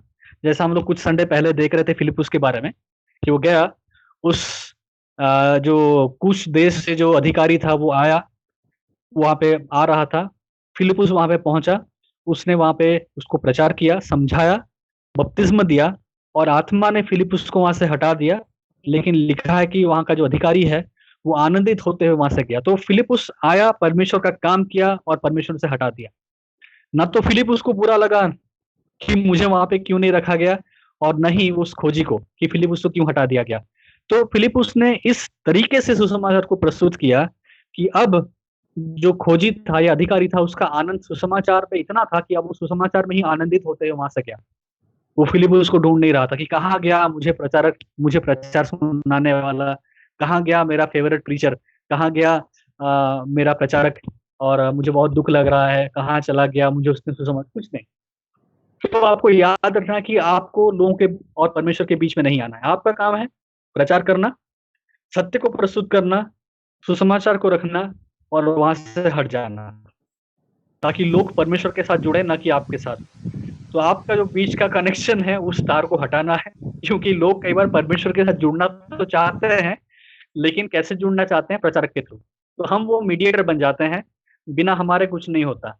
तो हम फेवरेट बन जाते हैं और हम लोग बन जाते हैं मुख्य नायक और परमेश्वर बन जाते हैं साइड में बन जाते हैं। तो एग्जैक्टली। ये चीज़ें थी 1, 2, 3, 4, 5, 6, 7, 8 चीज़ें हमने देखी हैं। एग्जैक्टली और ये लास्ट पॉइंट पे जो है मैं भी ऐड करना चाहूँगा और ये बात सच है, इसीलिए आज हम बहुत सारे लोग वचन प्रेमी से ज़्यादा प्रचारक प्रेमी देख रहे हैं। और मैं बाहर की बात क्या करूँ, हमारे ही चैनल को जो बहुत सारे लोग फॉलो करते हैं वो कहीं ना कहीं जो है हमें जीए टीम को या पास्टर मोनिश को या फ्रांसिस को भी क्या कर लेते हैं, एकदम एकदम सेंटर फोकस बना के रख लेते हैं, नहीं ब्रदर आप बोलो। इसलिए मैं कई बार हमारे पेज में भी देख चुका हूँ, कुछ लोग बहुत ही स्ट्रांगली हमको फॉलो करते हैं। अगर किसी शब्द को लेकर मैंने उनको कुछ कहा हो या फिर उनके विपरीत के कुछ शिक्षाएं हमने दे दिया, तो वो लोग निराश होकर चले जाते हैं, क्योंकि उनकी जो सोच विचार जो होती है वो क्या कहते हैं ना, वो वचन से ज़्यादा मेरे ऊपर हो जाता है। तो मैं आप लोगों से भी रिक्वेस्ट करूंगा कि आप लोग मुझे भी सुन रहे हैं तो आपको जो है मेरा फ़ैन नहीं बनना है। इसलिए मैं बार बार कहता हूं कि हमारा काम, हमारा मकसद जो है चेला बनाना है, हमारा मकसद जो है फ़ैन बनाना नहीं है। तो इस चीज़ में आपको भी सावधानी बरतनी है कि ये मेरे लिए भी एक खतरा हो जाएगा कि अगर परमेश्वर और आपके बीच में मैं आके खड़ा हो गया देन ये बहुत डेंजरस चीज़ है। तो आपको हमेशा मुझे जो है और कोई भी प्रचारक को और कोई भी बाइबल टीचर को जो है एक सपोर्ट फंक्शन के रूप में इस्तेमाल करना है, एक टूल के समान इस्तेमाल करना है, ना कि बाइबल का और वचन का रिप्लेसमेंट इस्तेमाल करना। अगर आप भी प्रचारक बन रहे हैं, ये बात ज़रूरी है कि लोग आपके ऊपर ही पूरी तरीके से निर्भर ना हो जाए, बल्कि आपके अलावा भी जो है वो अपने आप से स्टडी कर पाएँ। और इतना ही नहीं, वो आपसे ज़्यादा आपसे ज़्यादा आपके लाइफ से ज़्यादा वो परमेश्वर के वचन से इंस्पायर हो। ये मैं क्यों इस बात को दबा दबा कर बार बार रिपीट कर रहा हूँ, क्योंकि काफ़ी सारे यूथ मीटिंग में मुझे ये सुनने मिलता है, काफ़ी सारे मैसेजेस में मुझे देखने मिलता है जहाँ पर लोग मुझे कहते हैं कि ब्रदर मैं आपसे इंस्पायर हो रहा हूँ, ब्रदर आपको देखकर मेरे अंदर इच्छा आ रही है, ब्रदर आपको देखकर मैं ये कर रहा हूँ। अच्छी बात है, इंस्पायर होना अच्छी बात है, लेकिन वो लेवल 1 होगा। जैसे यूहन्ना बपतिस्मा देने वाले को देखने के लिए दूर से वो क्या किए, वो याजक फरीसी लोग आए थे, वैसे हो सकता है आप मेरे द्वारा जो है परमेश्वर के उस जुनून में आगे बढ़ रहे हो, लेकिन स्टेप 1 वो होगा, स्टेप 2 आप आगे बढ़ेंगे। स्टेप 1 में ही रह गए तो आपके लिए जो है खतरा हो सकता है। तो ये सारे पॉइंट्स मैं हाँ, इसमें एक बहुत ज़रूरी चीज़ है जो एक प्रीचर को करना है। जब भी आप देखें कि लोग आपसे ज़्यादा कनेक्ट हो रहे हैं, आप उनसे डिस्कनेक्ट हो जाइए। ये बहुत कठिन होता है, क्योंकि कई बार लोगों से हमारा प्रेम और प्यार इतना हो जाता है कि हमको उनसे कटना बहुत दिक्कत होता है। तो बहुत एग्जैक्टली केयरफुल आपको होना है कि अगर आपको कहीं लगे कि कोई व्यक्ति आपसे बहुत ज़्यादा प्रभावित हो रहा है, आपसे बहुत ज़्यादा कनेक्ट हो रहा है, तो चाहे कितना पेनफुल हो वो, आपको उसको अलग करना पड़ेगा। प्रभु आपके इस डिसीजन को ऑनर करेगा, क्योंकि आप इस चीज़ को उस व्यक्ति को बुरा लगने के लिए नहीं कर रहे हैं। आप इसलिए कर रहे हैं ताकि परमेश्वर को बुरा ना लगे, क्योंकि कहीं न कहीं आप परमेश्वर की महिमा को चुरा रहे हैं, मैं चुरा रहा हूँ। तो परमेश्वर की महिमा किसी भी रीति से चुरनी नहीं चाहिए। कोई भी चुरा सके। अगर आप वो टूल बन रहे हैं जिसके द्वारा परमेश्वर की महिमा से लोग हट रहे हैं और आपको देख रहे हैं, आपको डिस्कनेक्ट करना होगा ऐसे लोगों से। पेनफुल है, दुखदायक है, कठिन है, लेकिन सेवक को ऐसा करना ही पड़ेगा, प्रचारक को ऐसा करना ही पड़ेगा। तो आशा करता हूँ कुछ लोगों को समझ में आ गया होगा। तो मैं जस्टिफाई नहीं कर रहा हूँ आपसे अपने आप को डिस्कनेक्ट करके, लेकिन कुछ चीज़ें जो है अच्छे के लिए होता है। तो शायद से आज समझ नहीं पा रहे हैं। आई एम श्योर वीडियो को देखने वाले लोग कुछ लोग समझ गए होंगे। और हाँ, आगे चलकर कुछ लोगों के साथ मुझे भी जो है डिस्कनेक्ट करना बहुत ज़रूरी है, क्योंकि मैं खुद देख पा रहा हूँ कि मैं परमेश्वर और उनके बीच में जाने अनजाने में आ रहा हूँ, लेकिन वो मेरे लिए जो है गलत है। तो अगर आज जो डिस्कस किया है उसके लिए मैं सच रहूँ तो अच्छी बात है, नहीं तो मैं भी हिपोक्रेट बन जाऊंगा। तो any last point? Last and बस इसको मैं पॉइंट्स को एक बार पढ़ दे रहा हूँ, रिपीट नहीं करेंगे, लेकिन बस हेडिंग्स हम पढ़ दे रहे हैं जो हमने 8 चीजें देखी हैं। अगर आप प्रचारक बनना चाहते हैं तो सबसे है कि द एम इन प्रीचिंग, प्रचार करने का लक्ष्य आपका क्या है। दूसरा हमने देखा कि अगर आप प्रचारक बनना चाहते हैं तो क्या आप परमेश्वर के वचन से वैसा प्रेम करते हैं जैसा वचन हमें बताता है, सोने चांदी से भी ज्यादा और मधु से भी मीठा। तीसरा एटीट्यूड ऑफ लर्निंग, सीखने को लेके आपकी सोच विचारधारा कैसी है। क्या आप सत्य के वचन को ऊपर प्रिसिशन के साथ मेहनत करके पढ़ना चाह रहे हैं या नहीं। चौथा हमने देखा था डिस्चार्ज ऑफ ड्यूटी, क्या आप एक निपुण तरीके से परमेश्वर के वचन का प्रचार करना चाहते हैं, सेवक बनना चाहते हैं, सुसमाचार के लिए खड़ा होना चाहते हैं, परमेश्वर के संपूर्ण अभिप्राय को सुनाना चाहते हैं और समय असमय तैयार हैं या नहीं। उसके बाद हमने देखा था पर्सनल बैटल, क्या अपने व्यक्तिगत पवित्रता में आप ईमानदार हैं, उसमें बढ़ रहे हैं, क्योंकि अगर आप उसमें कॉम्प्रोमाइज कर रहे हैं तो फिर चाहे आपके पास कितने अच्छे टैलेंट्स और गिफ्टिंग हो, परमेश्वर आपको यूज नहीं करेगा। द अनडाइल्यूटेड मैसेज, क्या आप प्रचार में कोई मिलावट करके प्रचार कर रहे हैं या सुसमाचार जैसा है वैसा ही प्रचार कर रहे हैं। उसके बाद हमने देखा the recognition of the local church, इसमें हमने बहुत टाइम स्पेंड किया कि स्थानीय कलीसिया क्या आपके इस गुण को पहचान रही है, क्या उनके सामने आपका ये गुण बहुत स्पष्ट है और क्या वो इस बात की स्वीकृति देते हैं कलीसिया के रूप में कि आपके जीवन में ये बातें दिख रही हैं।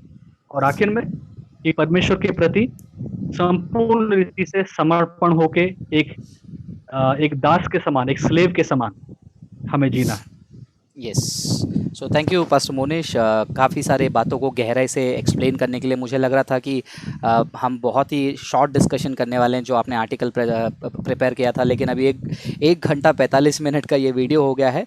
वाकई में काफ़ी बड़ा वीडियो है, लेकिन आदत डाल लीजिए, क्योंकि 2-2 घंटे तक सरमन सुन लेते हैं हम लोग, है ना। 2-2 घंटे तक हम लोग लाइव वीडियो देखकर स्तुति आराधना कर लेते हैं। तो ऐसे स्टडीज़ को भी सुनने के लिए जो है आप समय निकालिए।